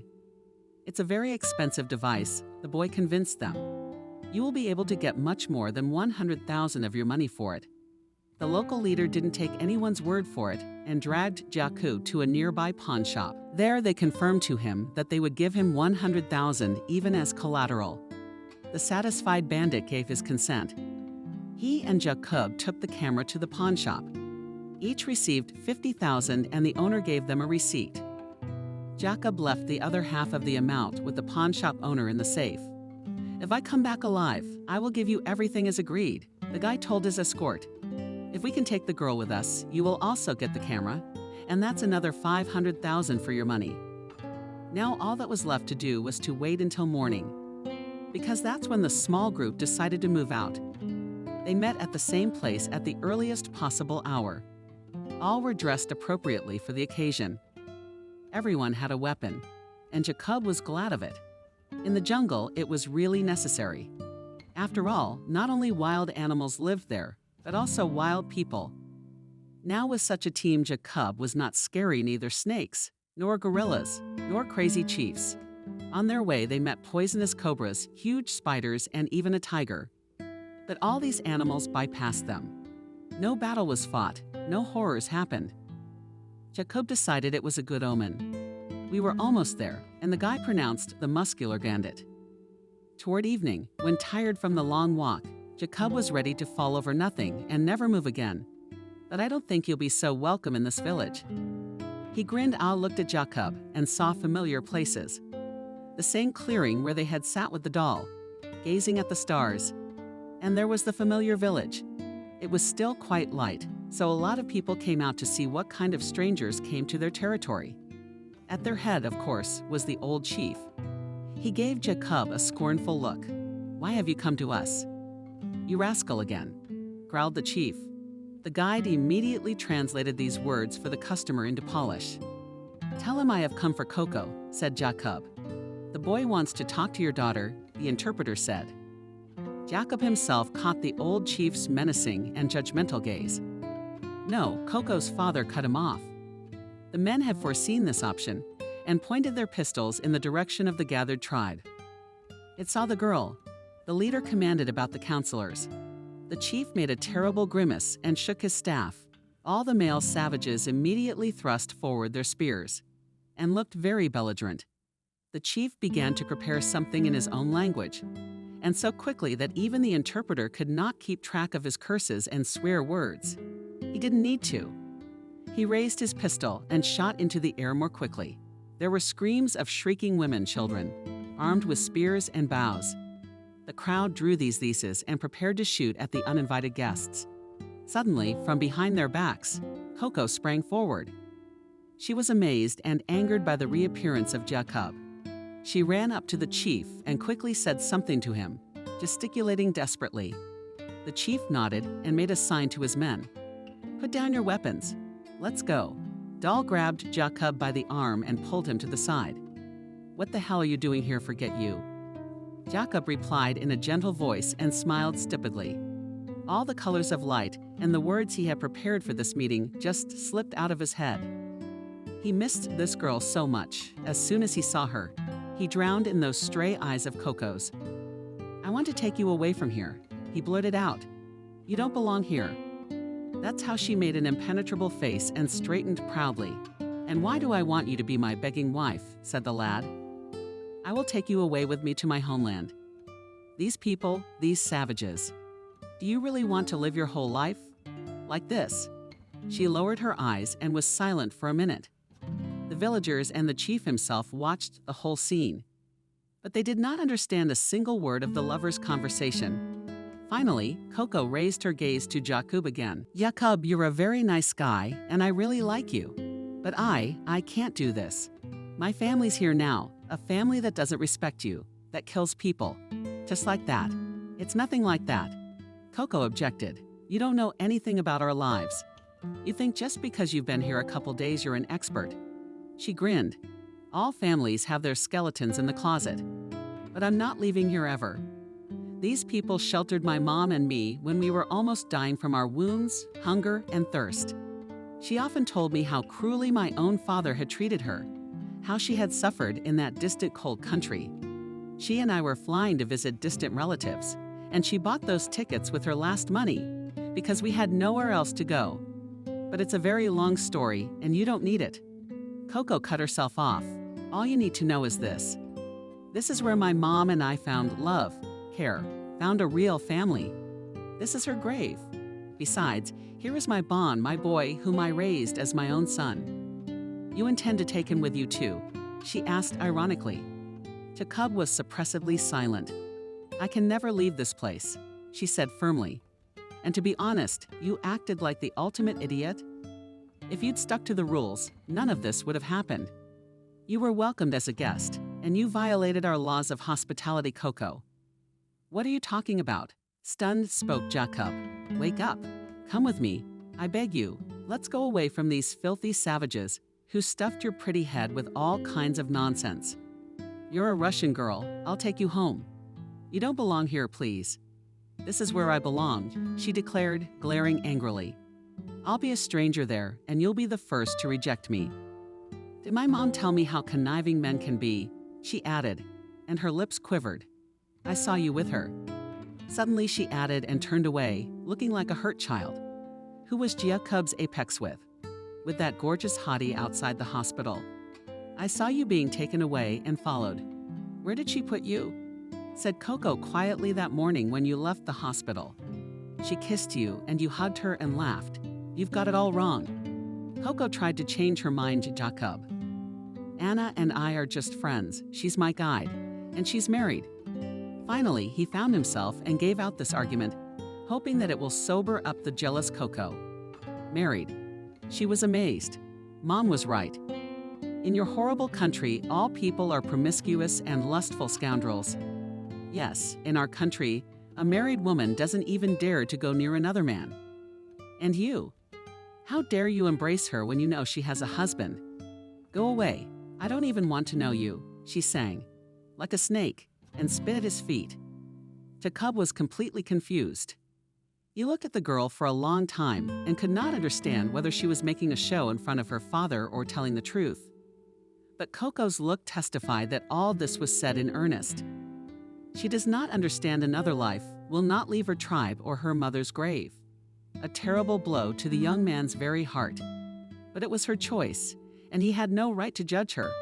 He sighed heavily, turned and made a sign to his mercenaries. "Let's go. Goodbye, Coco." Sadly, he said to his beloved, standing already beside the leader. For the last time, he plunged into her bottomless eyes. It was less than 24 hours before the departure of the cruise liner. Jacob lay in his hotel room, unable to find a place to sleep. He thought only of her hair, her lips, her eyes. He wanted to see again, even for a brief moment, this mysterious girl who had been through so much. If she wasn't going to be with him, then why was she helping him? Why had she saved his life? Perhaps he would never be able to understand her choices. God, why is everything so complicated in this life? Jacob took his camera and dialed a familiar number. "Hello," answered a thin girl's voice. "Anya, would you like to come with me to this last dinner?" "Yes, okay. I'll be right back to pick you up."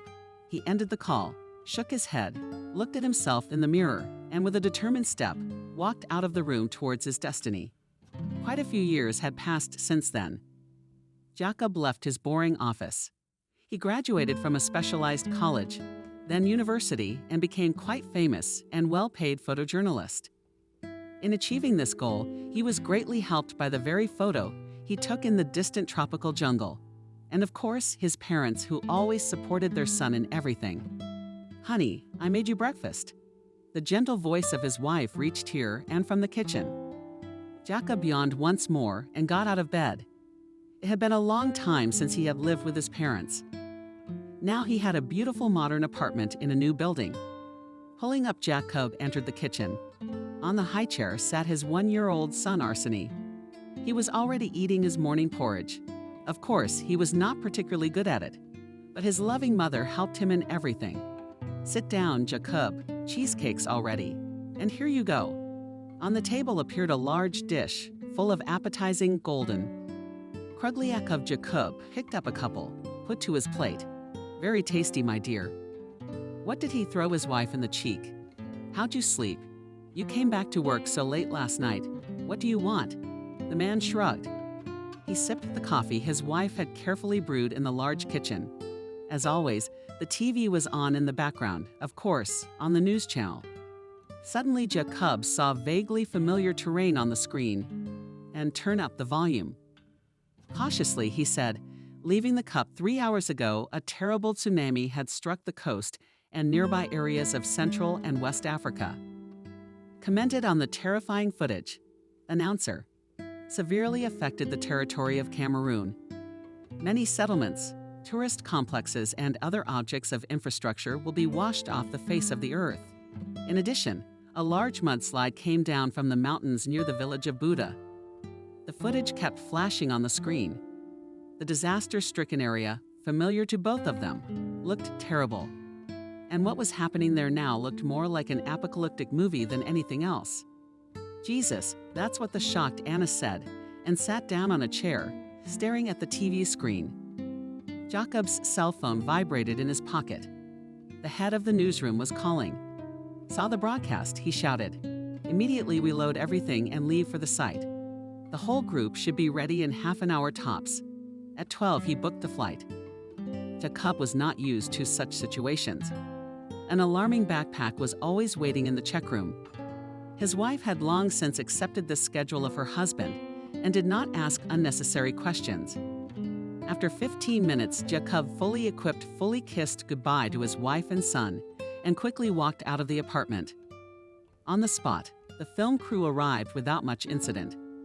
Fortunately, the nearest convenient airport was not affected by the rampant elements. At the ramp, they were already waiting for a special vehicle that could take the correspondents to the border with the danger zone. Further, they flew by helicopter, flying over the very places where in his youth he had experienced so many exciting and tragic events. The man involuntarily gave himself over to the memories. They were flying over the very epicenter of the disaster. Piles of garbage and all sorts of debris that had once been neat houses, hotels, shopping centers, and hospitals were mixed with earth, trees, and dirty water. Rescue efforts unfolded all around. Poor survivors wept over the bodies of loved ones. The once beautiful coastline no longer existed. The crew took many good photos and recorded a great report from the scene. The company management will be pleased with the sudden anger, Jacob thought. He hated this part of his job with all his soul, having to do business on someone else's misfortune. Besides, it wasn't the lame thoughts that haunted him, it was Coco. How long had it been? He hadn't thought of her. And her village wasn't that far from here either, folks. "We urgently need to get up into the jungle," he announced to his colleagues. "What's that for?" The leader of this expedition was indignant. "Our work is almost done. There we will make stunning footage." Jacob didn't stop. "I know what I'm saying. I was once long ago of these places. Here in these mountains still exists completely secluded, and a village of natives may still exist, he added, mentally with sorrow. That's not where you took that crazy picture you got paid so much money for. The coworker perked up. Jacob nodded silently with a bow, commanded his boss, and began to rush the employees. We need to get to the damn village before dark. The jungle was also very badly damaged. Here and there you could see huge trees uprooted, huge layers of soil, giant rocks. Forest fires were raging all around. Jacob was struggling to gaze at the terrain and trying to check the maps here. Shouted he finally into the speaker of his helmet. Going down. The small creek was now out of its banks and looked like a real stormy stream. From far away from the Aboriginal camp came loud cries, groans, wounded, and mooing of frightened animals. With difficulty finding a place to land. An experienced pilot managed to land the helicopter here. Correspondents rushed to the scene in droves. Jacob was not filming anything. His face was focused and frowning. All around was the same as on the coast. The rubble, the debris, the dead bodies had oriented themselves a bit. He hurried to where he thought the posts around the fire had once stood. The vivid earlier memories had already been erased, and his panic fear of this place was long gone. Jacob searched the whole territory of the destroyed village, lumping into people's corpses and debris, and tried to find his Coco alive or dead, to at least give her a decent burial. Then a heavy stomping sounded behind him. Jacob stirred. He recognized those heavy footsteps. From somewhere from behind the rubble jumped out a huge, giving bomb. Jacob exclaimed. It was undoubtedly bomb goo, only very much more mature. A real giant. He was carrying a breathless female body in his arms. Jacob ran swiftly toward the beast, regardless of the warning shouts of his colleagues. In the caverns of the beast, he saw his Coco. It was absolutely certain. It was her. The same hair, the same delicate features of the deer face. The woman was unconscious, a deep gash shone on her neck. One arm dangled powerlessly precisely on a thin thread. Jacob's heart clenched painfully. Coco, my darling. Bombu carefully placed his precious burden on the ground, lowered himself beside her, and suddenly a terrifying blaze. Hammering themselves in the chest with long furry paws with things. Jacob felt for a pulse, hurt often and interrupting the first aid kit with all his might, he yelled. We can still save her. One of his friends ran a little closer and threw the first aid kit, fearing the giant gorilla. Jacob frantically tore open the packages, trying to do something for Coco, but it was already quite clear to him that they had arrived here too late. Suddenly, in the folds of the fabric of Coco's clothing, he caught some sort of movement, a soft cry. Hello, the woman spoke weakly and opened her eyes. She tried to find her baby with her eyes. There she was. Jacob held the wrapped baby up to her face. Look, she's all right. Jacob with one lip sang Coco in surprise. Jacob, take her, take her. She wanted to say something else, but she couldn't. A thin trickle of blood dripped from the corners of her lips. The doll twitched her whole body and closed her bottomless eyes forever. Jacob howled just as he had just roared a bomb bull jab not from Coco. The astonished coworkers crowded in the distance, gazing at this heartbreaking scene. They chatted quietly. Someone even wanted to take a few pictures, but the head of the expedition abruptly stopped these attempts. I'll keep her safe. Dear Coco, wiping away tears, said the man. Goodbye. The big gorilla carefully picked up the body of his foster mother from the ground, and in a few leaps ran away into the jungle. Honey, I'm home. Jacob opened the door and entered the apartment. How are you? Towards him ran out two cheerful, naughty children. A boy and a girl almost the same age. Daddy, Daddy, what did you bring us? Did they hang around their father's neck, climbing into his bags or pockets? Val, it's about time. How was the trip?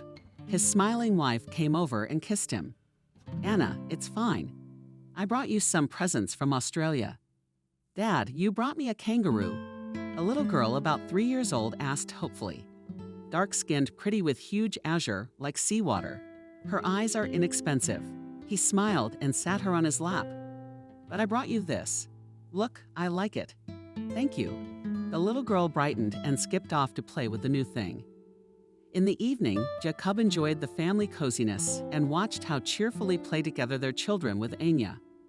The wife was not easily given such a decision of her husband, and there was a time when they almost divorced because of this situation.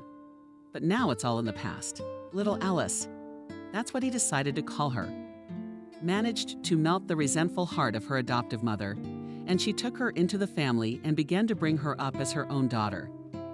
Finally, Jacob was completely happy. He no longer felt guilty about Coco. She had once saved his life, and now he returned the favor. When his daughter grows up, he will be sure to tell her a wonderful story about the plane crash, secluded in the jungle, a village of its inhabitants. About a naive boy who underwent all possible horrors, lost in the jungle, and then met a beautiful set and fell in love with her without memory. He will tell her everything, show her old photos, and then she will definitely remember her wonderful and heroic mother.